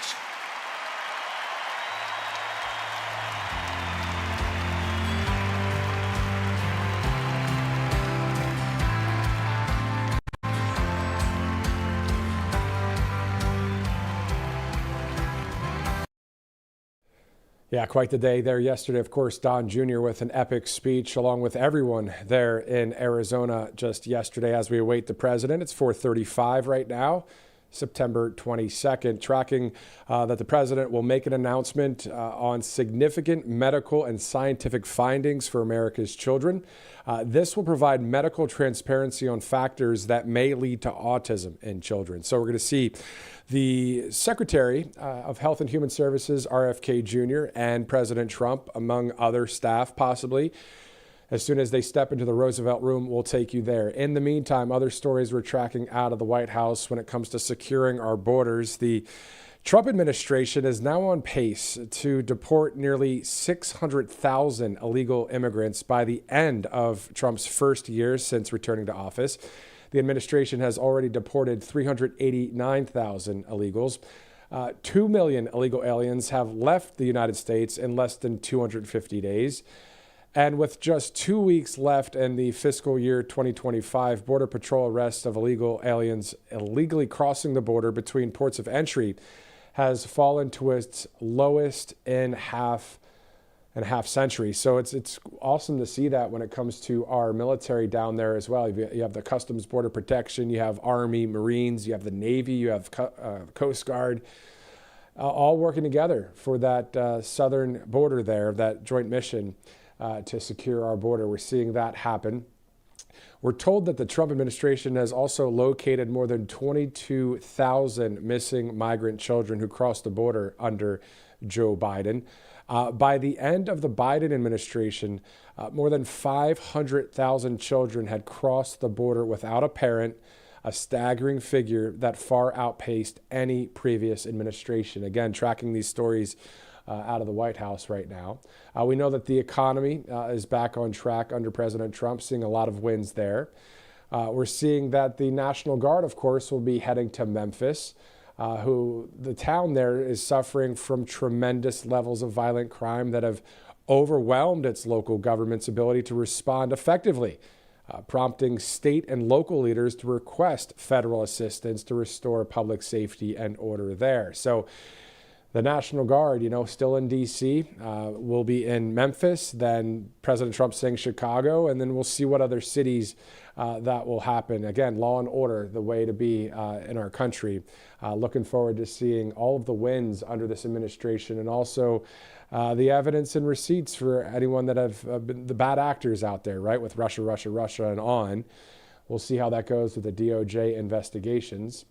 Also, hearing this list or seeing this list out of the White House when it comes to violent political rhetoric has to stop. Democrats, unfortunately, have spent years calling President Trump and his supporters fascists. Now we've seen the horrifying consequences.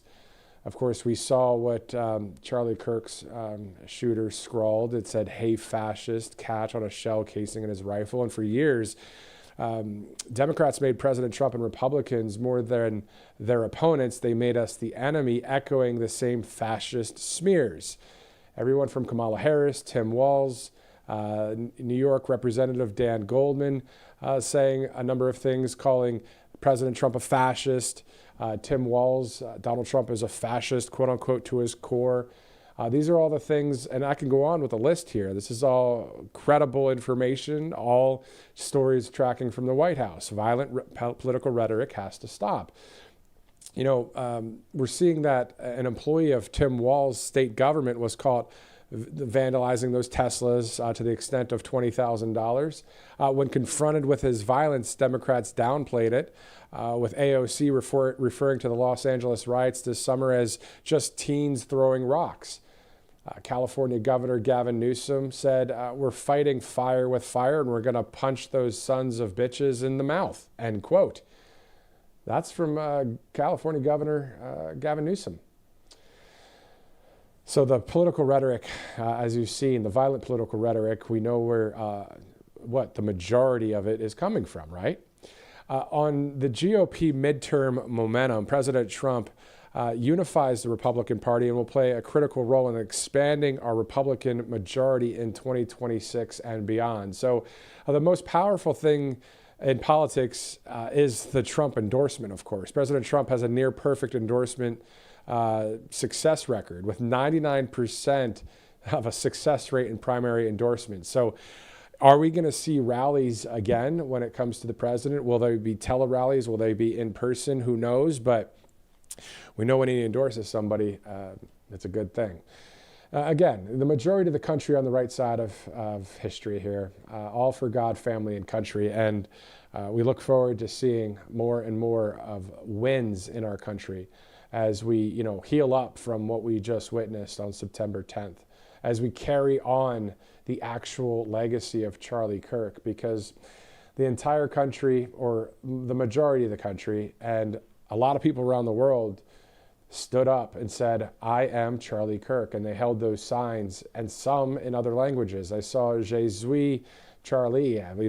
These are French people that were at the London rally just a couple weekends ago for freedom there and for freedom of speech. And people were holding up these signs with Charlie's picture, a free speech icon, a symbol of freedom and of Jesus Christ of Nazareth as well. Faith and freedom. And it's always been, I think, the heart cry of our country. I know it's been of mine for the past several years here in conservative media. It's been that way in mainstream media too, but you can't really talk about that kind of stuff in mainstream media, as you know, because unfortunately it's all bought and paid for by people that want to destroy our country and our anti-God, family, and country. I know a lot of this is common sense stuff, but that's what this is all about. It's common sense to think, well, hey, there's a problem in Memphis. Let's help out the local law enforcement. There's a problem in Chicago. Let's help them out. You know what I mean? And then you've got guys like Brandon Johnson and J.B. Pritzker out there, just being so anti-truth. And we see that happening time and time again around our country. So the line's been drawn, unfortunately. It's the right side of history versus those that hate the right side of history.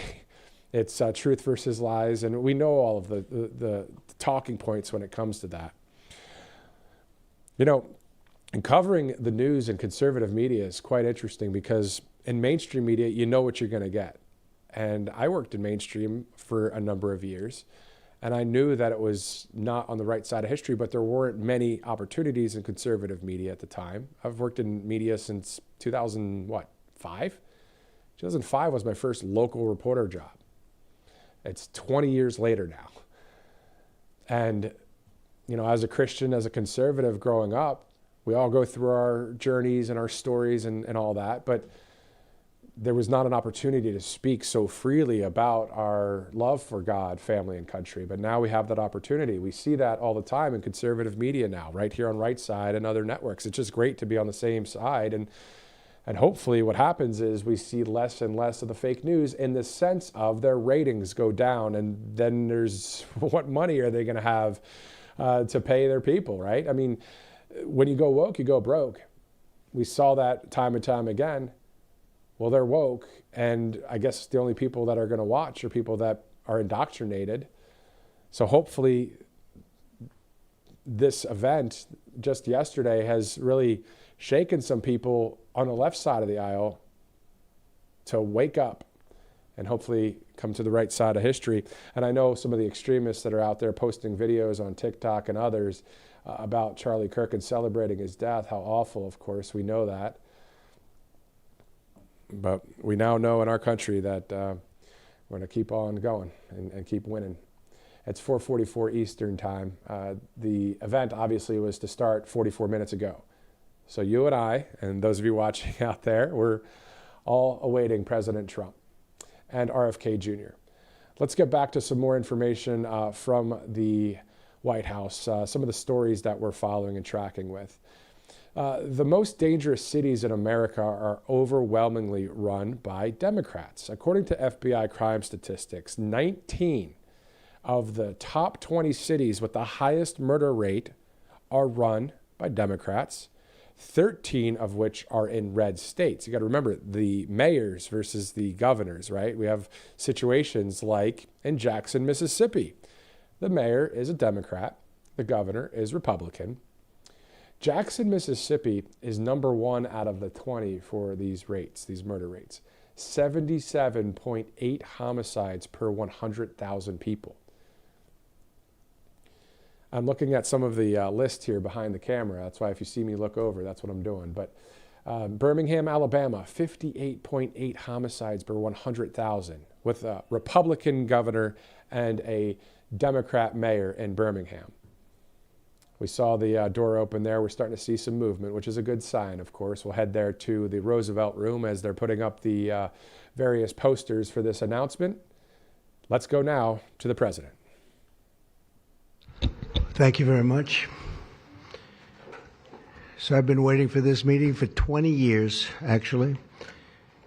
And it's not that everything's 100% understood or known, but I think we've made a lot of strides. Wish it was done a long time ago. Today we're delighted to be joined by America's top medical and public health professionals as we announce historic steps to confront the crisis of autism. Horrible, horrible crisis. I want to thank the man who brought this issue to the forefront of American politics along with me. And we actually met in my office, is it like 20 years ago, Bobby? It's probably 20 years ago in New York. I was a developer, as you probably heard, and I always had very strong feelings about autism and how it happened and where it came from. And he and I don't know, the word got out, and I wouldn't say that people were very understanding of where we were, but it's turning out that we understood a lot more than a lot of people who studied it, we think. And I say we think because I don't think they were really letting the public know what they knew. Thanks as well to the director of the National Institute of Health, Dr. Jay Bhattacharya, FDA Commissioner Dr. Marty McCary. These are great people. Administrator of the Centers for Medicine and Medicaid Services, Dr. Mehmet Oz, and Acting Assistant Secretary of HHS, Dr. Dorothy Fink. So thank you all. Thank you, Dorothy, very much. The meteoric rise in autism is among the most alarming public health developments in history. There's never been anything like this. Just a few decades ago, 1 in 10,000 children had autism. So that's not a long time. And I've always heard, they say a few, but I think it's a lot less time than that. It used to be 1 in 20,000, then 1 in 10,000. And I would say that's probably 18 years ago. And now it's 1 in 31, but in some areas it's much worse than that, if you can believe it, 1 in 31. And I gave numbers yesterday. For boys, it's 1 in 12. I was told that's in California where they have, for some reason, a more severe problem. But whether it's 1 in 12 or 1 in 31, can you imagine? That's down from 1 in 20,000, then 1 in 10,000. And now we're at the level of 1 in 12 in some cases for boys, 1 in 31 overall. So since 2000, autism rates have surged by much more than 400%. Instead of attacking those who ask questions, everyone should be grateful for those who are trying to get the answers to this complex situation. And the first day all of these great doctors behind me were there, I told them this is what we have to find out. Because when you go from 20,000 to 10,000 and then you go to 12, there's something artificial. They're taking something. And by the way, I think I can say that there are certain groups of people that don't take vaccines and don't take any pills that have no autism. That have no autism. Does that tell you something? That's currently, is that a correct statement, by the way? There are some studies that suggest that, with the Amish, for example. The Amish, yeah. Virtually, I heard none. See, Bobby wants to be very careful with what he says, and he should, but I'm not so careful with what I say. But you have certain groups. The Amish, as an example, they have essentially no autism. First, effective immediately, the FDA will be notifying physicians that the use of well, let's see how we say that. Acetaminophen. Is that okay? Which is basically commonly known as Tylenol, during pregnancy can be associated with a very increased risk of autism. So taking Tylenol is not good. All right, I'll say it. It's not good. For this reason, they are strongly recommending that women limit Tylenol use during pregnancy unless medically necessary. That's, for instance, in cases of extremely high fever, that you feel you can't tough it out, you can't do it. I guess there's that. It's a small number of cases, I think. But if you can't tough it out, if you can't do it, that's what you're going to have to do. You'll take a Tylenol, but it'll be very sparingly. It can be something that's very dangerous to the woman's health. In other words, a fever that's very, very dangerous, and ideally a doctor's decision, because I think you shouldn't take it. And you shouldn't take it during the entire pregnancy. They may tell you that toward the end of the pregnancy, you shouldn't take it during the entire. And you shouldn't give the child the Tylenol every time he's born and he goes and has a shot. You shouldn't give a Tylenol to that child. All pregnant women should talk to their doctors for more information about limiting the use of this medication while pregnant. So ideally, you don't take it at all. But if you can't tough it out, if there's a problem, you're going to end up doing it. The other thing that I can tell you that I'll say that they will maybe say at a little bit later date, but I think when you go for the shot, you do it over a 5-time period. Take it over 5 times or 4 times, but you take it in smaller doses and you spread it out over a period of years. And they pump so much stuff into those beautiful little babies. It's a disgrace. I don't see it. I think it's very bad. They're pumping, it looks like they're pumping into a horse. You have a little fragile child, and you get a vat of 80 different vaccines, I guess, 80 different blends, and they pump it in. So ideally, a woman won't take Tylenol. And on the vaccines, it would be good instead of one visit where they pump the baby, load it up with stuff, you'll do it over a period of 4 times or 5 times. I've been so into this issue for so many years just because I couldn't understand how a thing like this could happen. And it's artificially induced. It's not like something that when you go from all of those, healthy babies to a point where I don't even know structurally if a country can afford it. And that's the least of the problems. To have families destroyed over this is just so terrible. I also, and we've already done this, we want no mercury in the vaccine. We want no aluminum in the vaccine. The MMR, I think, should be taken separately. This is based on what I feel, the mumps, measles, and all the 3 should be taken separately. And it seems to be that when you mix them, there could be a problem. So there's no downside in taking them separately. In fact, they think it's better, so let it be separate. The chicken pox is already separate, because when that got mixed in, I guess they made it 4 for a while, it really was bad. So they make chicken pox. Individually, they're okay. When you mix them, something maybe happens.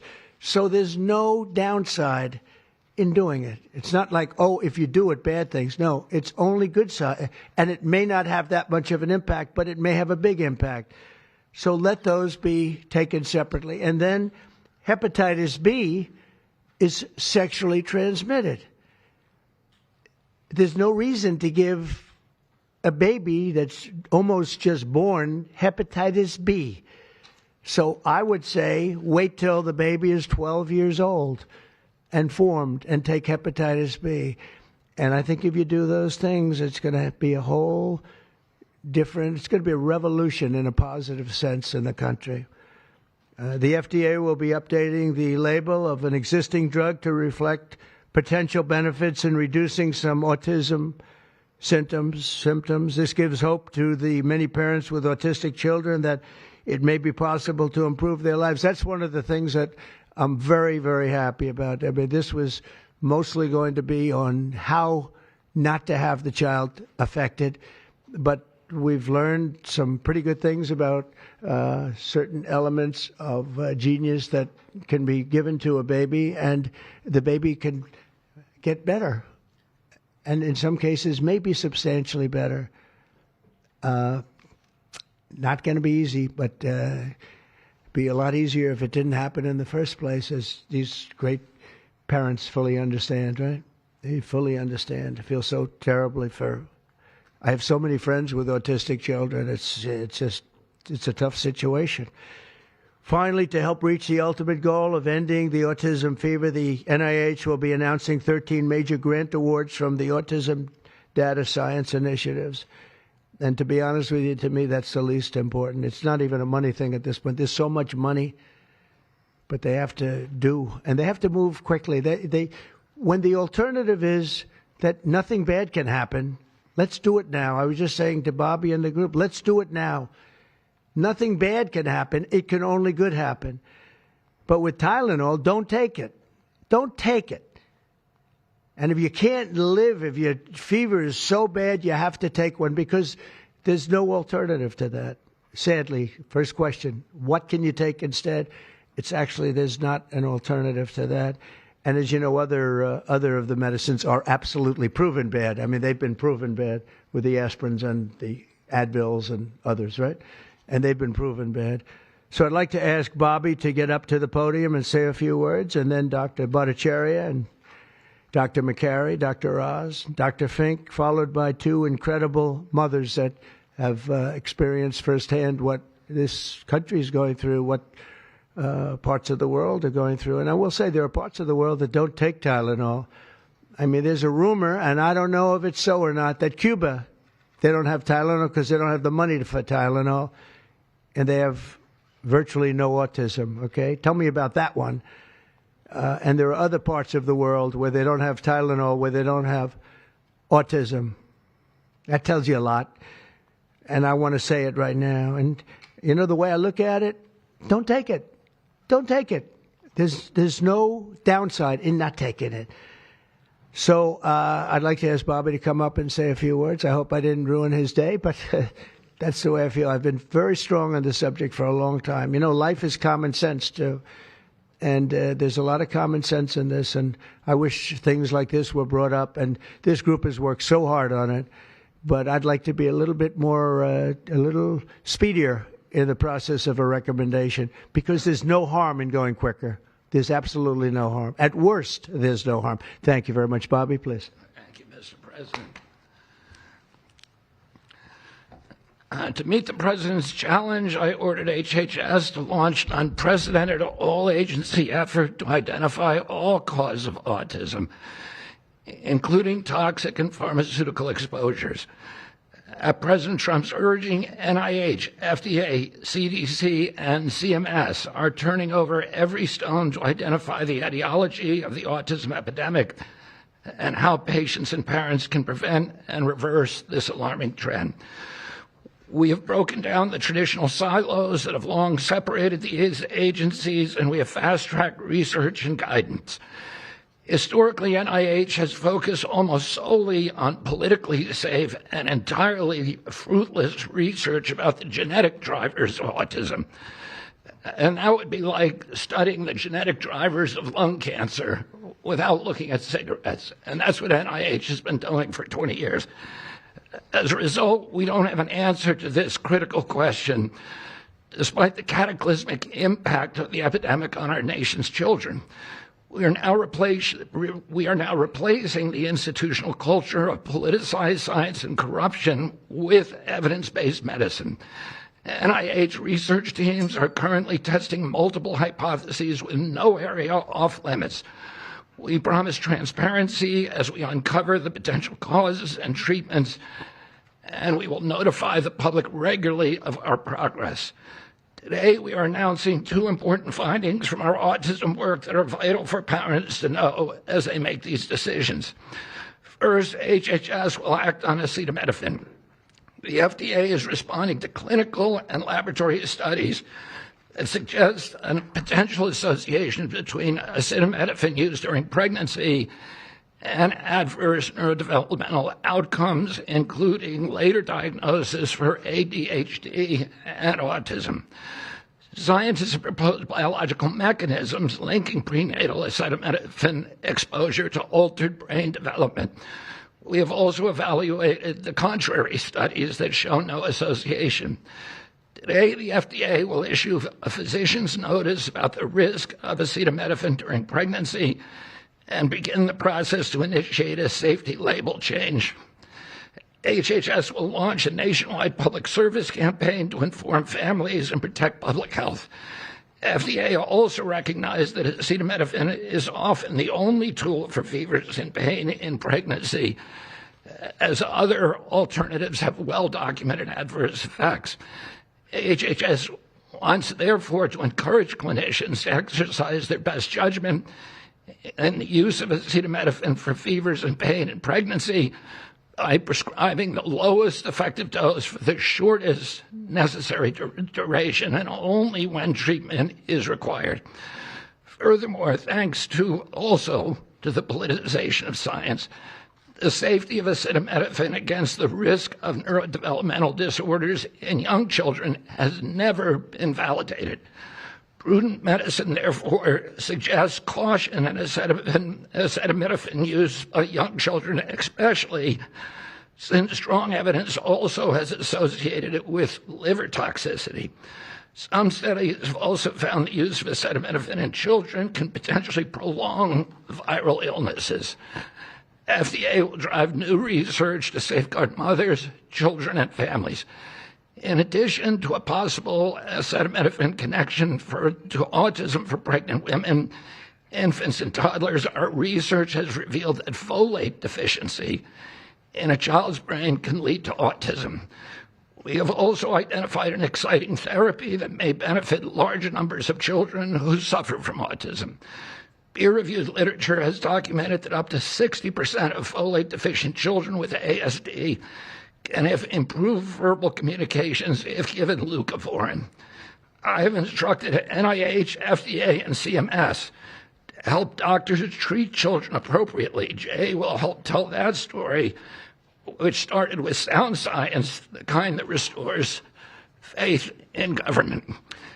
This announcement also represents a historic collaboration between NIH, FDA, CDC, and CMS. We expect this to be the first of many announcements over the coming years that deliver actionable information to parents on underlying cause of autism and the potential paths for prevention and reversal. Finally, autism is a complex disorder with multifactorial etiology.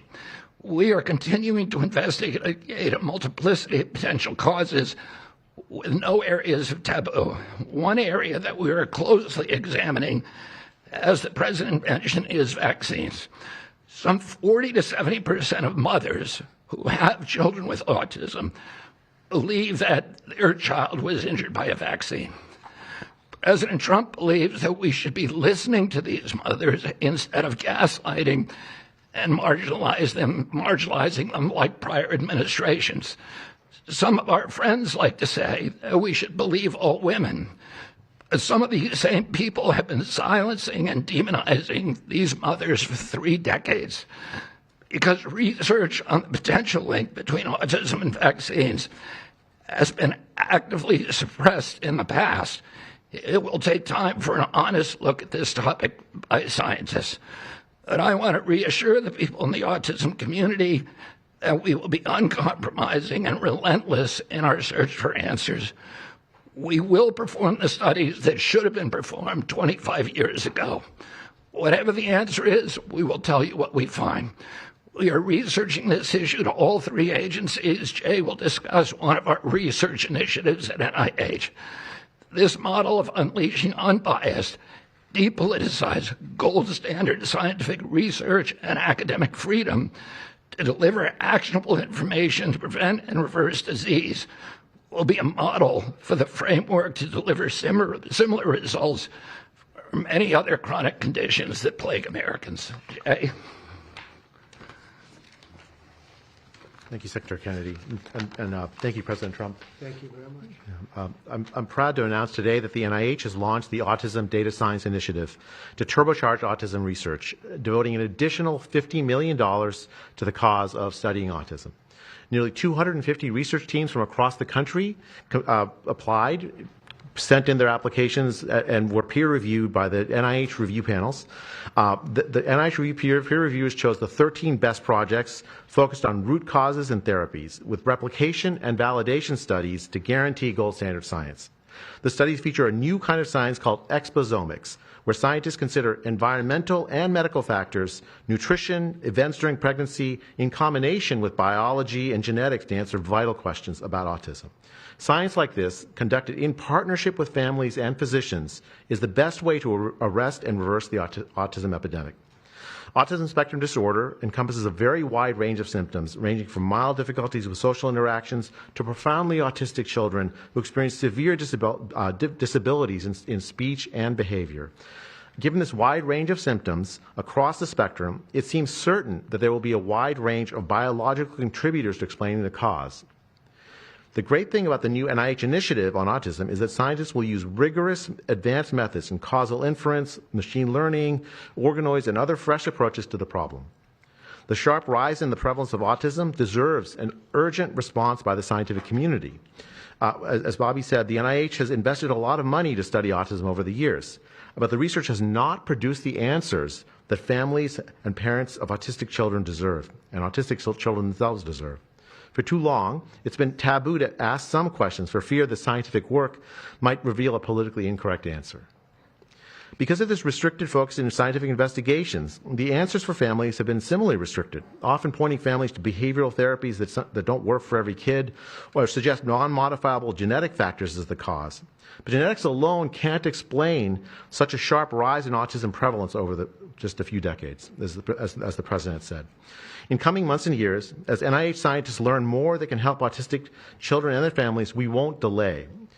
Like scientists often like to do, I can say as a scientist myself, it's really tempting to delay, but but in face of a problem like this, you have to move fast. But we will not delay before telling American people about what we find, and we will win the public trust with transparency and rigor. Already, our broadened focus on autism research has pointed to 2 items that will help families prevent and treat some cases of autism. I'll leave the good news on these 2 items to my close friends and colleagues, Dr. McCary and Dr. Oz. We've been working together closely on this problem for the past 6 months, and our cooperation represents an unprecedented collaboration with Secretary Kennedy's Department of Health and Human Services and with President Trump.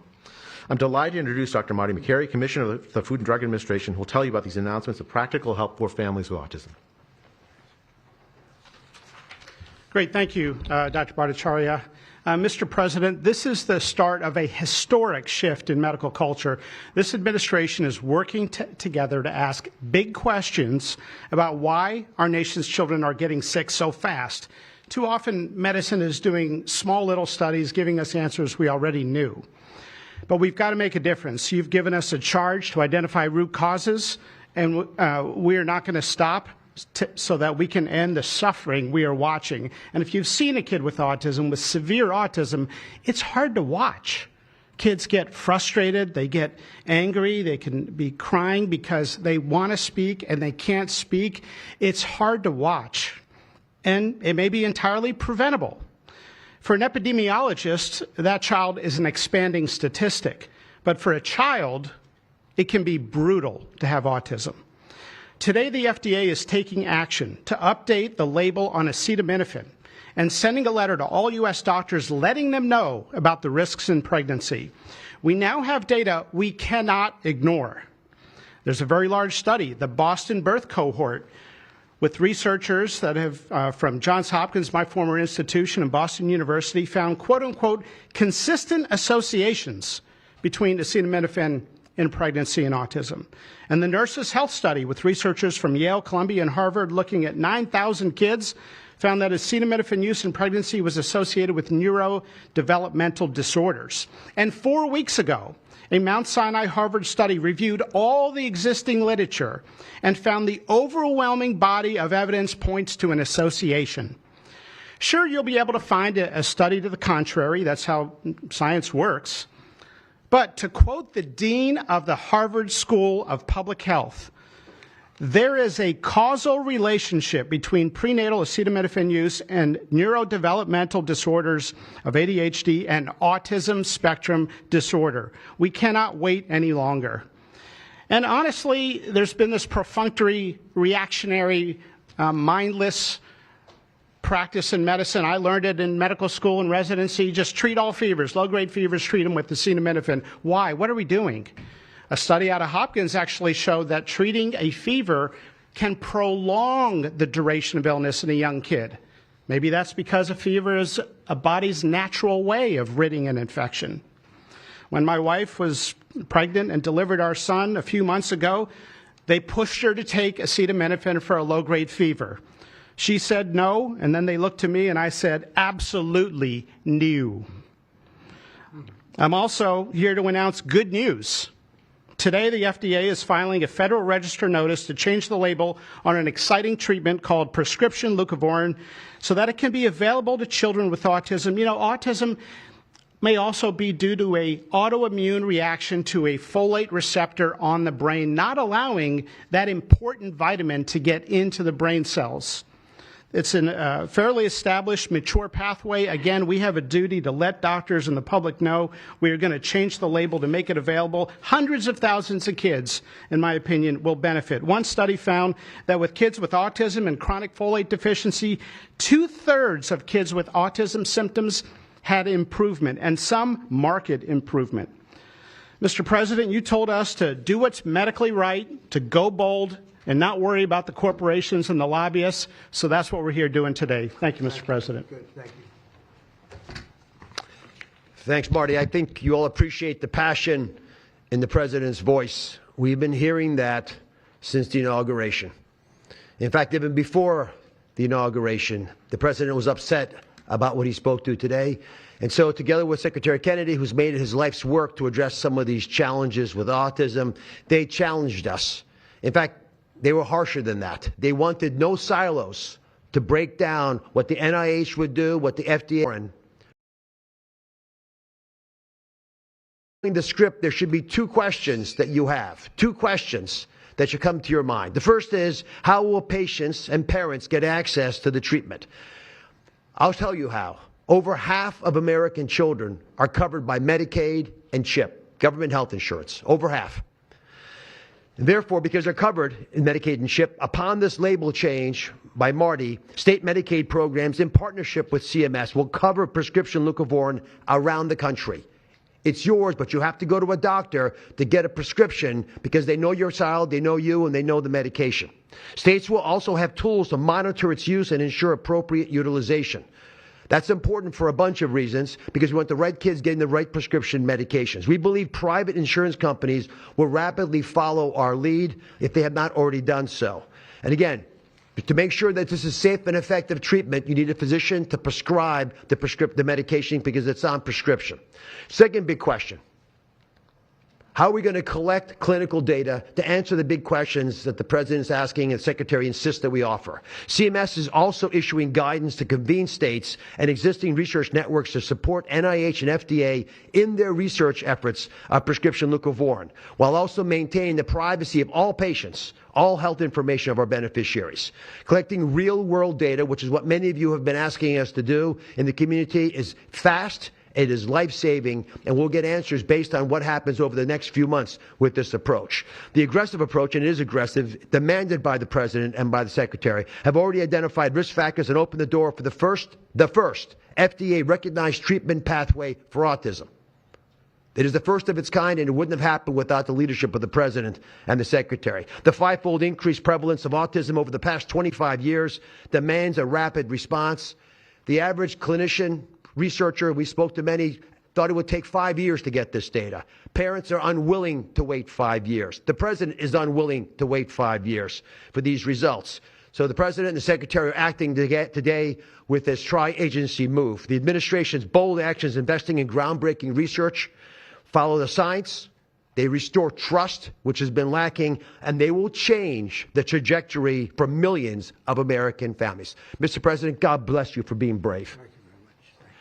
So let me introduce Dr. Fink, who's acting administrator, and after Dr. Fink, we've got some wonderful women, Jackie and Amanda. I know it's going to be tough, but if you can make some comments about this historic day. God bless you.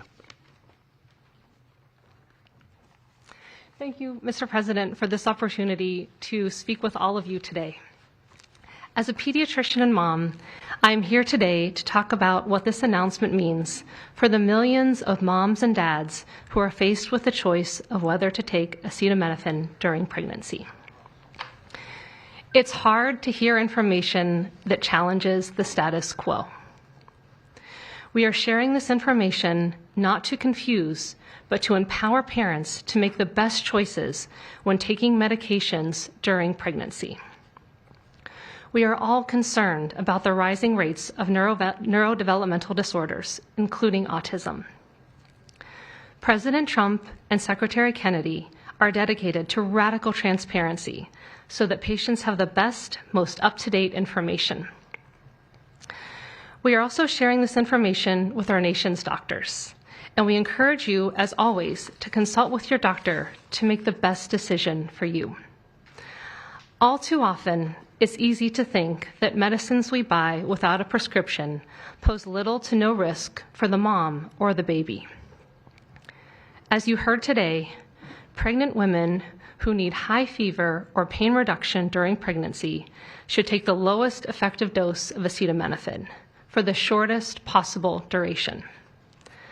Most women will not meet these indications during their pregnancies. I am encouraged by these developments today because it is another example of our commitment to the American people to leave no stone unturned in improving the health of our nation's children. Next, I'm going to turn it over to some incredible mothers who are going to share more about their stories, and we're so grateful to have you here today.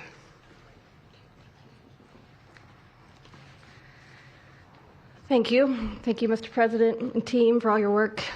This is an historic day, and I'm thankful to be here. I have a son who's 5 who is profoundly autistic, and you've probably heard if you've met one autistic child, you've met one autistic child. It's a spectrum, which I don't think the spectrum is helpful, but that's another conversation. He is an amazing little boy, a blessing from God. He's marvelous. He can count to 1,000. He knows all of his letters and the sounds they make and a word for each one. But he also has a lot of obstacles. He is nonverbal. He can say those numbers and letters, but there's no communication. Unless you've lived with profound autism, you have no idea.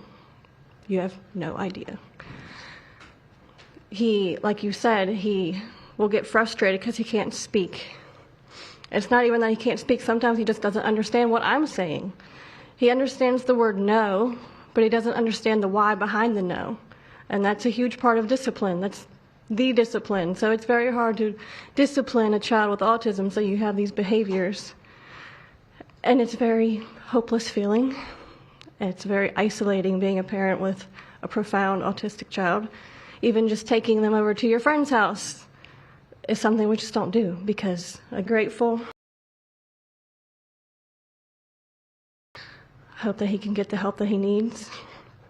And just thank you. Thank you. Thank you very much. Thank you, Donnie. You take care of yourself.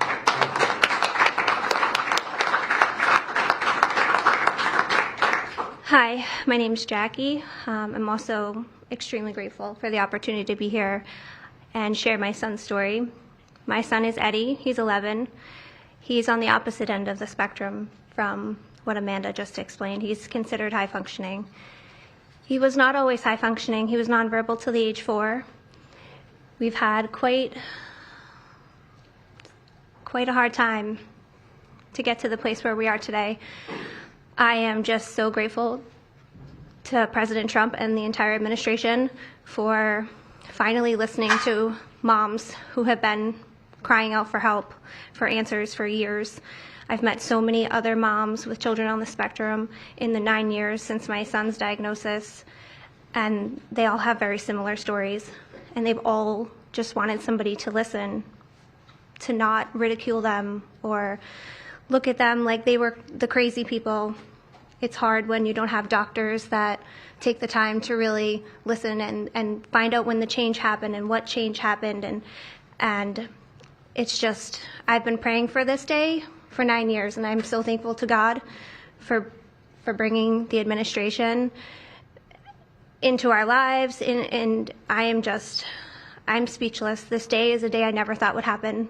I thought that we would never have an administration that was courageous enough to look into things that no prior administration had. So I'm just here to express my gratitude, and I am looking forward to what comes from this, and hopefully we just get more answers. So thank you. Thank you very much. So I just want to say acetaminophen is basically Tylenol, essentially, because I noticed that term is used throughout this conference. So it's essentially Tylenol. And I just recommend strongly that you don't use Tylenol unless it's absolutely necessary. I understand it's maybe 10% of the women that are pregnant are, would perhaps be forced to use it. And that would mean you just can't tough it out, no matter what sort of vaccine. Don't let them pump your baby up with the largest pile of stuff you've ever seen in your life going into the delicate little body of a baby. Even if it's 2 years, 3 years, 4 years, you just break it up into, I would say 5, but let's say 4 visits to the doctor instead of 1. And certain things I think you should do. We've already taken out and are in the process of taking out mercury and aluminum now. You know what mercury is. You know what aluminum is. Who the hell wants that pumped into a body? And there were rumors about both of them for a long time. But we're having them taken out. We're having them taken out of the vaccines. Hepatitis B, again, that's sexually transmitted. And we think you should wait. I think you should wait till 12. I'm making these statements from me. I'm not making them from these doctors, because when they talk about, different results, different studies, I talk about a lot of common sense. And they have that too. They have that too, a lot. But I recommend the hepatitis B. Take it at 12. Sexually transmitted. You don't have to give it to the baby when the baby's 2 years old. And there are a lot of theories on that, but not when they're 12. Doesn't seem to be a problem at all. The MMR and the chickenpox. Chickenpox has already been broken out. It's a singular shot. But the MMR is not. And I've heard for years that there's a problem with it. But they say that there's no problem if you do each shot separately, not put together. So an MMR, go out and do it separately. Don't take Tylenol. Don't give Tylenol to the baby after the baby's born. Every time the baby gets a shot, the baby gets a shot. They say, here, take a cup of Tylenol. I've heard that for years. Take Tylenol. Don't take Tylenol. Don't have your baby take Tylenol.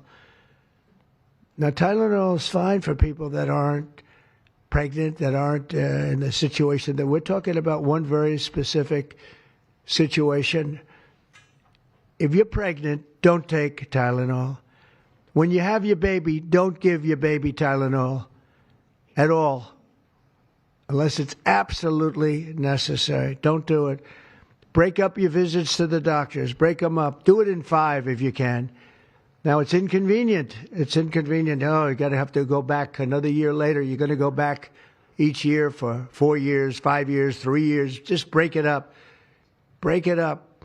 Because it's too much liquid. Too many different things are going into that baby at too big a number. The size of this thing, when you look at it, it's like 80 different vaccines and beyond vaccines, and 80. and you give that to a little kid. I mean, I can tell you that I had a woman who worked for me, a beautiful, wonderful woman, worked in Trump Tower, and she had the most perfect child, beautiful, just perfect. And I remember this little blonde-haired boy running around the lobby of Trump Tower, so healthy and so vibrant. And I said, that's great. One day I came in and she was crying her eyes out behind the counter. She worked at the front desk. She was crying her eyes out. I've never, as much as I've ever seen anyone distraught, she was. I said, are you okay? What happened? My boy, I've lost my boy. What does that mean, your boy? My boy, you know him, sir. You've seen him grow up. He was so beautiful. And I took him for a vaccine, sir. And he developed this unbelievable, I think she said 107, 108. You know, it goes well beyond when this happens. It goes up to 106, 107, 108. You know, we hear 105 and you're in trouble, but it just goes up to a level that you never hear about, but it goes up very high. And it's fried. They get fried. She said, I took him, he developed an unbelievable temperature. And I've lost him, sir. He's gone. And then I saw the boy. It was so tragic to see. That was the following day. After the vaccine. And I've seen it 2 other times, and I think 3 other times, but 2 other times, where they go to the doctor and they get the vaccine, they get the shot. The kid is, badly hurt. Let's be nice, badly hurt. And just do it. Break it up into 5, break it up into 4, break it up into 3 if you have to, but go to the doctor 4 times instead of once, or 5 times instead of once. And for some reason, they insist that you put it all into the body, and maybe that's the drug companies that make more money that way. Maybe it's the doctors because they don't want to be, doing this so much. Maybe it's the doctors. They get maybe more money. Who the hell knows what it is? Don't do it. Get them broken into 4 or 5 visits. Do it 4 or 5. That means you have 20%, 25% what you're putting into the baby's body. It can only help. And the other things I told you about, just the word tough it out. It's easy for me to say tough it out, but sometimes in life, with a lot of other things, you have to tough it out also. Don't take Tylenol. Don't give Tylenol to the baby. When the baby's born, they throw it at you. Here, give them a couple of Tylenol. They give them a shot. They give them a vaccine. And every time they give them a vaccine, they're throwing Tylenol. And some of these babies, they're long born, and all of a sudden they're gone. And it doesn't hurt not to do it. It doesn't hurt. There's no downside. There's no downside at all. And break up MMR. Break it up. It's practically a known fact that if you break it up, you're not going to have a problem. But for years, we've been hearing how bad MMR is as a combination. And I'm very happy that you broke out chickenpox, because that was really a problem. And there are other things. It's interesting because there are other things, we were talking about it, other different drugs, pills that you take that we know are so bad, and they don't take them anymore. But for some reason, with this, they keep taking it. Don't take Tylenol. There's no downside. Don't take it. You'll be uncomfortable. It won't be as easy, maybe. But don't take it. If you're pregnant, don't take Tylenol. And don't give it to the baby after the baby is born. And we have more than 3 years left. And I told Bobby and the doctors behind me, and they are so committed to this, I told them that this is the number one thing I want to do from you. And, we have something else called Favored Nations, where I'm going to be reducing drug prices by 1,000%, by 900, 600, 500, 1,200. We're going to be reducing drug prices at levels never seen. It's called Favored Nations. We're going to be paying right now, we're like the garbage can for the rest of the world, and we have been for forever. We pay much higher for drugs than the rest of the world. We subsidize the rest of the world. We're not doing that anymore. And that's a big thing. That's a big thing. That's bigger than anything. I told the story the other night that I was so proud of my first term that for the final year, drug prices went down 0.25%, and I was so proud. I said, why? I'm the first one to do it. I think it was 28 years, they said, where drug prices went down from the beginning of the term to the end. And I was so proud. I called a news conference. I said, you know, drug prices have gone down. First time it's happened in 28 years. You know what it was? 0.25%. I was so proud. Now we're going to have them go down from $100 a pill to $9 a pill. From $1,300 for a shot of like an Ozempic or the fat, I call it the fat pill or the fat drug. Sometimes it works, I guess, for people. The ones I've seen, it hasn't worked so well. I got a lot of friends that have fat. They said, yeah, I lost some weight. I said, you don't look it to me. But they paid $1,300, $1,200, and they go to London and they pay $88. And they call me, they go, what's this all about? We're subsidizing the rest of the world stupidly because we have a lot of stupid people in this country running things. And how big is that? But to me, that's nothing compared to autism. I see that gorgeous boy. I have a big present for him in the back. You know, you bring him back. We're going to bring him into the Oval Office. I have the best present he's ever going to get, okay? A big one. I saved it for you, okay? Because I heard you were coming. Look how beautiful he is. So that's it. There's nothing much to say. Don't take Tylenol if you're pregnant, and don't give Tylenol to your child when he's born or she's born. Don't give it. Just don't give it. And we're going to have, I think, really, if you do all the things that I say, break it up. Just break it up. Break up the shots with the doctor. MMRs, as I told you, separate. Chickenpox already separate.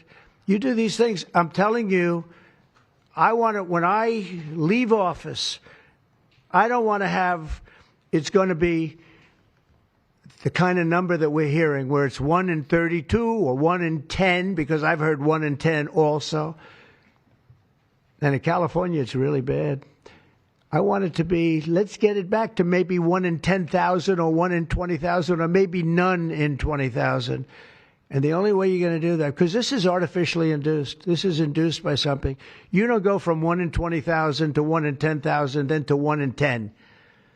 That means you're taking something and something's wrong. And I feel very certain, and I know I'll be criticized. Someday they'll look back and they'll say, well, it wasn't, but I think it will. I think we're going to have a tremendous, this is the most important thing. There's nothing more important than me. We cured inflation that Biden gave us. He gave us so much inflation, the biggest ever in history. We got inflation done. We brought prices down. We gave you the largest tax cuts, all that stuff. It doesn't mean a thing compared to what we're doing today. This means everything. So we're going to save a lot of children from a tough life, really tough life. We're going to save a lot of parents from a tough life. Okay, how about a few questions? Let's just make it on this subject. This is so beyond as a subject that I'd rather not talk about, some nonsense on the economy. And I will say this, the economy is unbelievable. The stock market just hit another record high and all that stuff. This means more to me. Yeah, please. Mr. President, I have one on your announcement, one on vaccines that's also related. Yes. Why do you think we haven't heard more previously about the tie to autism and acetaminophen? Nobody knows. I don't know. Not only that, when you say it, you get attacked. I was saying something similar, not as strongly, because now facts are on our side. But I was saying it with Bobby 20 years ago, and I was attacked. I said, whoa, what was that all about? I had no idea. You get attacked. I don't know. The medical community, the drug companies, doctors. I don't know what it is. All I want to do, I don't care. I don't care about being attacked. It doesn't matter to me. I believe that the numbers at the end of our term or shortly thereafter could be really phenomenal. I want it to go up just like it came down to this horrible level. 1 in 10, 1 in 12. I was told 1 in 10. I was told 1 in 12. Today I heard 1 in 31 if you add the girls and the boys together. It's crazy. And it was 1 in 10,000 and 1 in 20,000. It's not even sustainable for a country. You want to know the truth. And there are other places that don't have it. And they have things in common. And that's called medical research. Yeah, please. Mr. President, I'm curious, as you look at the trend lines, Yeah. how much of this is the causation of acetaminophen and how much is sort of better diagnosis, doctors, researchers having a better understanding of what is on the autism spectrum? Do you want to do that? Sure, go ahead. That's one of the canards that has been promoted by the industry for many years, that it's changed diagnostic criteria, better recognition. But there's been study after study done of that completely debunks that. One of them by the Mind Institute at UC Davis, University of California. But also it's just common sense, because you're only seeing this in people who are under 50 years of age. If it were better recognition or diagnosis, you'd see it in 70-year-old men. I've never seen this happening in people my age. I've never seen a case of full-blown autism, and that means profound autism. I want to be very careful. Head banging, stimming, toe walking, nonverbal, non-toilet trained. I've never in my life seen a 70-year-old man who looks like that. You're only seeing it in the kids. It's an epidemic. Thank you, Mr. President. I was hoping that you could clear up confusion for moms and dads across America, many of whom voted for you. There's a statement that was put out by the American College of Obstetricians and Gynecologists, and in their statement, they write, acetaminophen remains a safe, trusted option for pain relief during pregnancy, and that's at odds with what you said and with what many of the experts say. How do you clear up this confusion? That's the establishment. They're funded by lots of different groups. And you know what? Maybe they're right. I don't think they are, because I don't think the facts bear it out at all. They're fighting for something that, in my opinion, they shouldn't be fighting for. But here's the thing. There's no downside to doing, other than a mother will have to, as I say, tough it out a little bit. There's no downside to doing this. It's not like, oh, if you do this, you're going to die. There's no downside. There's no downside to going over a 4-year or a 5-year period or a 3-year period, or even if you space them out for 6 months, you space it out. There's no downside. And that's why I will say the gentleman behind me, they have very strong views, and they feel that we're right, but they'll have more research done over the next 2 months. I said, well, 2 months is a long time. A lot of people could be saved, and there's no downside to doing it. Everything I said, there's no downside to doing it. It can only be good. And I think you're going to see very good results. That's establishment stuff, and we've been reading that about a lot of things for years. And you know what's happened? We've gone from 1 in 20,000 to 1 in 10,000 to 1 in 32 to 1 in 10. Think of it. 1 in 10 or 12 or 1 in 31. Think of it. 1 in 31 people, young kids, get autism? What is it, Jeff? My question is about leucovorin. You mentioned that as part of your plan. That is also a chemotherapy treatment. Have you been in touch with the drug companies to increase production about that? And I'm going to throw in my follow-up at the same time. Dr. Oz mentioned that this will be available with CHIP, children who are on CHIP. But the big beautiful bill reduced funding for CHIP and Medicaid by $1 trillion over the next 10 years. Are you concerned that that will impact your ability to get this drug out? I'll explain it to you in a second, but please go ahead. Thank you. Thank you. Leucovorin is not a chemotherapy, but it is a vitamin given with chemotherapy sometimes. And the idea here is that the folic acid receptor in the brain is blocked by some antibody response. It might be 20, 40, 50% of kids with autism. And leucovorin will bypass that blocked receptor. And that's why so many doctors are probably seeing so much clinical improvement on kids with leucovorin. Production. Yeah, we've been in touch with the companies, and they are prepared to ramp up production, and we actually talked to them about a month ago. And on your second part of your nasty question, the number is that the great big beautiful bill, which is the greatest, I think one of the best things ever passed in the history, with the tax cuts and regulation cuts and all of the things it does, no tax on tips, no tax on Social Security, no tax on overtime, all of it does. It also gives $200 million, as just explained by Dr. Oz. And I'd like you to explain that to exactly what you're saying. The Big Beautiful Bill actually increases Medicaid spending projected over the next 10 years by $200 billion. There's also a $50 billion Rural Health Transformation Fund, which will allow a lot of these programs to get in the rural parts of the country that the President and Congress are handing to governors to start distributing. Those grants have already gone out. The money will be allocated by the end of this calendar year. And I want to point out that the ability of NIH to do research that feeds and hands the ball to the FDA, which then can change labeling to allow Medicaid programs in states to fund this program, will ensure that the things that President Trump and Secretary Kennedy desire are financially affordable for the families around America. You mentioned CHIP, sir. That's why I asked that question. You mentioned that CHIP would fund this for children. Well, most of the kids are on Medicaid, probably 43% on Medicaid, another 8-10% on CHIP. And all the programs in general are being evaluated. Most of what the One Big Beautiful Bill was seeking to do was to remove fraud, waste, and abuse. But the programs themselves should stay financially intact for the people for whom they were designed, and in this case, for children. And the only thing we cut, so that's $200 billion positive. The only thing we cut was for fraud, waste, and abuse, of which there was a lot in this country, and nobody minds that. Yeah, please. Mr. President, you said that there is no reason to give newborn babies hepatitis B vaccines. But hepatitis B can be contracted not just through sexually transmitted diseases, it comes from needles to open wounds. So when you say you feel, is that appropriate to be telling? I think it's absolutely appropriate. I think they should wait till they're 12 years old. Yes, please. Mr. President, thank you all for being here. You've been talking about reducing autism by spacing out vaccines. Would you like other combined vaccines babies receive to be spaced out, like MMRV? What is this again? You've been talking. Speak up, please. Sir. You've been talking about reducing autism by spacing out vaccines. Right. Correct. Would you like the other combined vaccines babies receive to be spaced out, like MMRV? I would say yes, but that just is, for me, it's a lot of common sense involved in this. It's a process, but we're looking, but it should at least be given separately.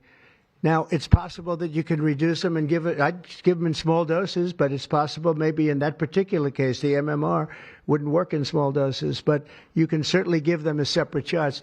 It's been proven to be very safe when you give them in separate shots instead of mixing. So I don't think there's any reason to do that. Do you agree with it? I'm not a doctor, but I'm giving my opinion. I don't think there's any reason to do that. So it's been proven to be safe when you break them up. But MMR by itself, I've heard bad things about it for many years. Yes, please. Mr. President, is the spectrum too broad, in your opinion? For research purposes, you are dealing with a population of children who might have social boundary difficulties, and then you have children who are, going to grow up to be adults in diapers. I mean, what do you think?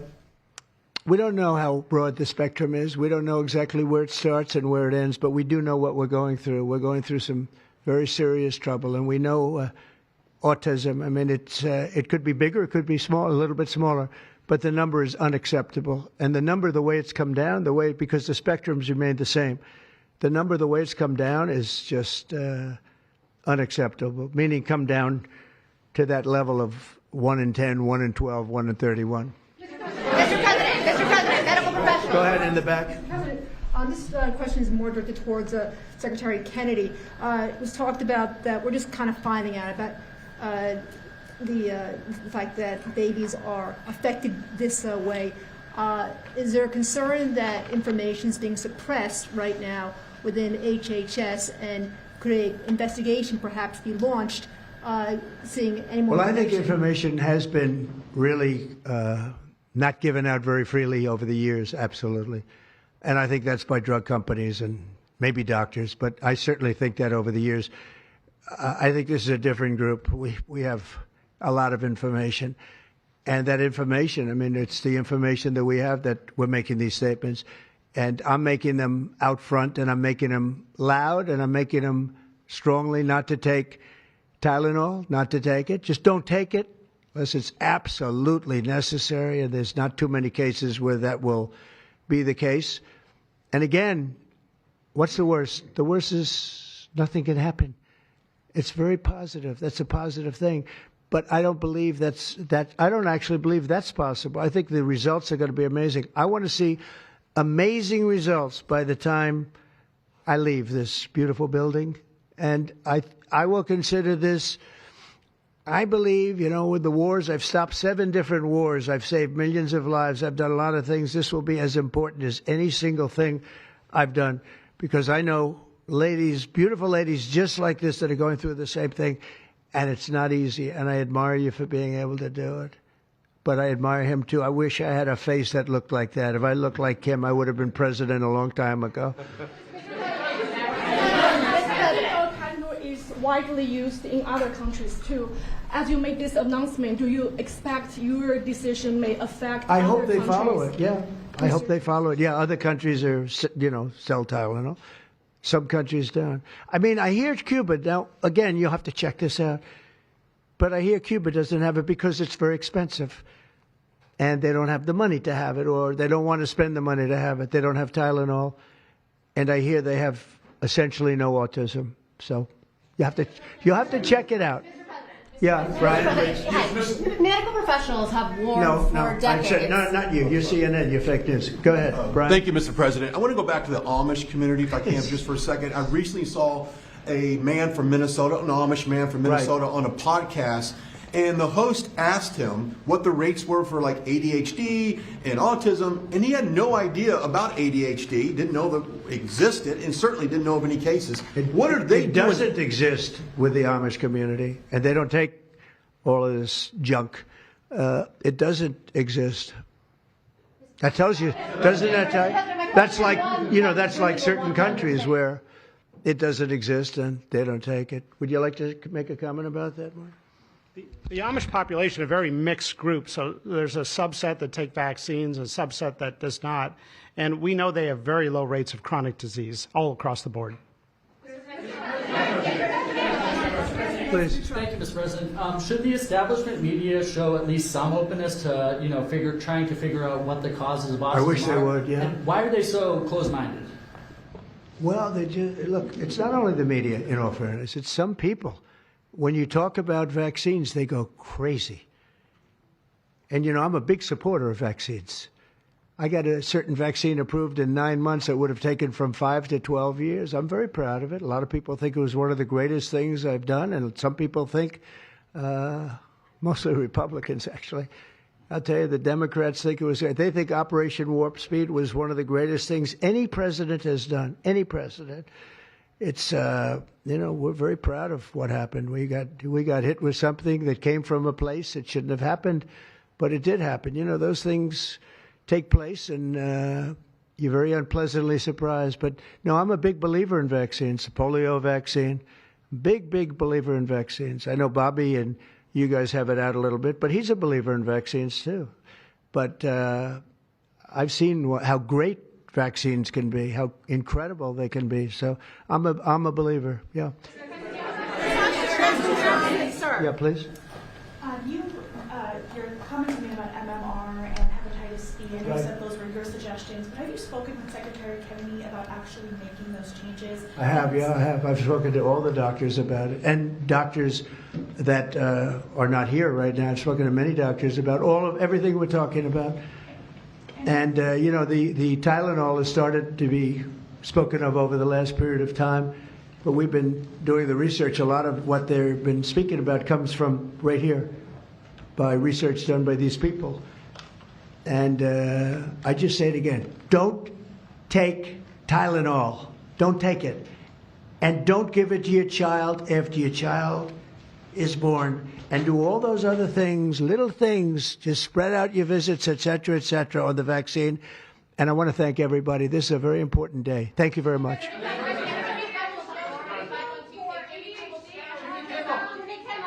Will you meet with the Democratic leader, sir?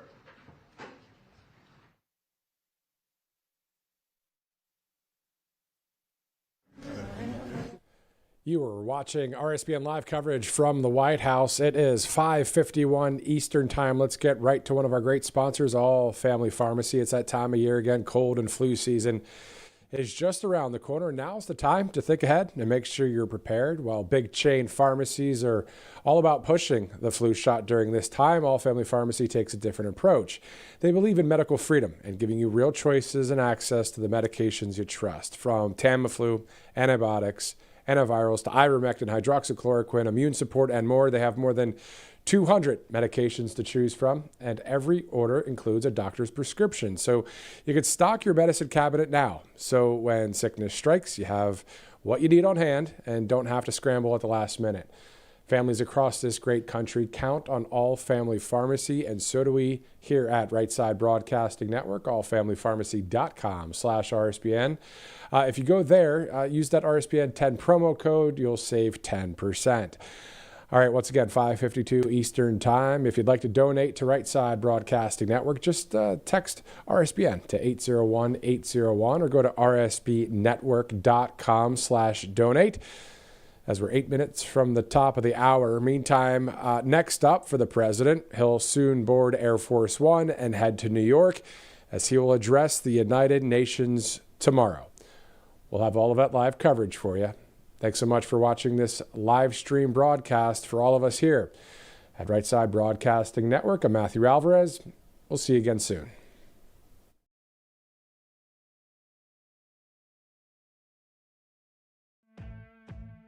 Welcome to Right Side Broadcasting Network, your trusted conservative news outlet. At RSBN, we deliver the truth when the mainstream media falls short. Since 2015, we've proudly broadcasted every single one of President Trump's iconic MAGA rallies, bringing you the excitement and energy live before anyone else. By watching RSBN, you get an unfiltered front row view of the action on the ground. We interview the crowds to give a voice to millions of Americans just like you. We show you President Trump's speeches in their entirety, free from interruptions and censorship. We cover the stories that matter to you with the integrity and passion you deserve. Thank you for choosing RSBN as your home for America First News. Together, we stand strong, united, and informed. So join us and be part of the right side of history.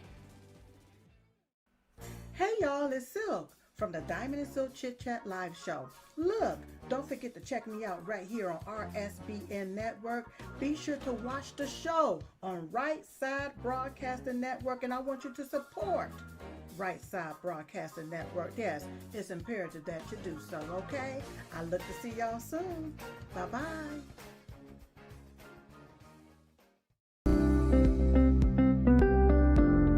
allfamilypharmacy.com/RSBN. You can scan that QR code now, RSBN10. That is the code, easy to remember, for 10% off. This is ivermectin, hydrochloroquine, antibiotics that will save you and yours from bacterial and viral infections, NAD+, and much, much more. 200 essential medications and emergency medical kits, the meds you trust delivered to your door.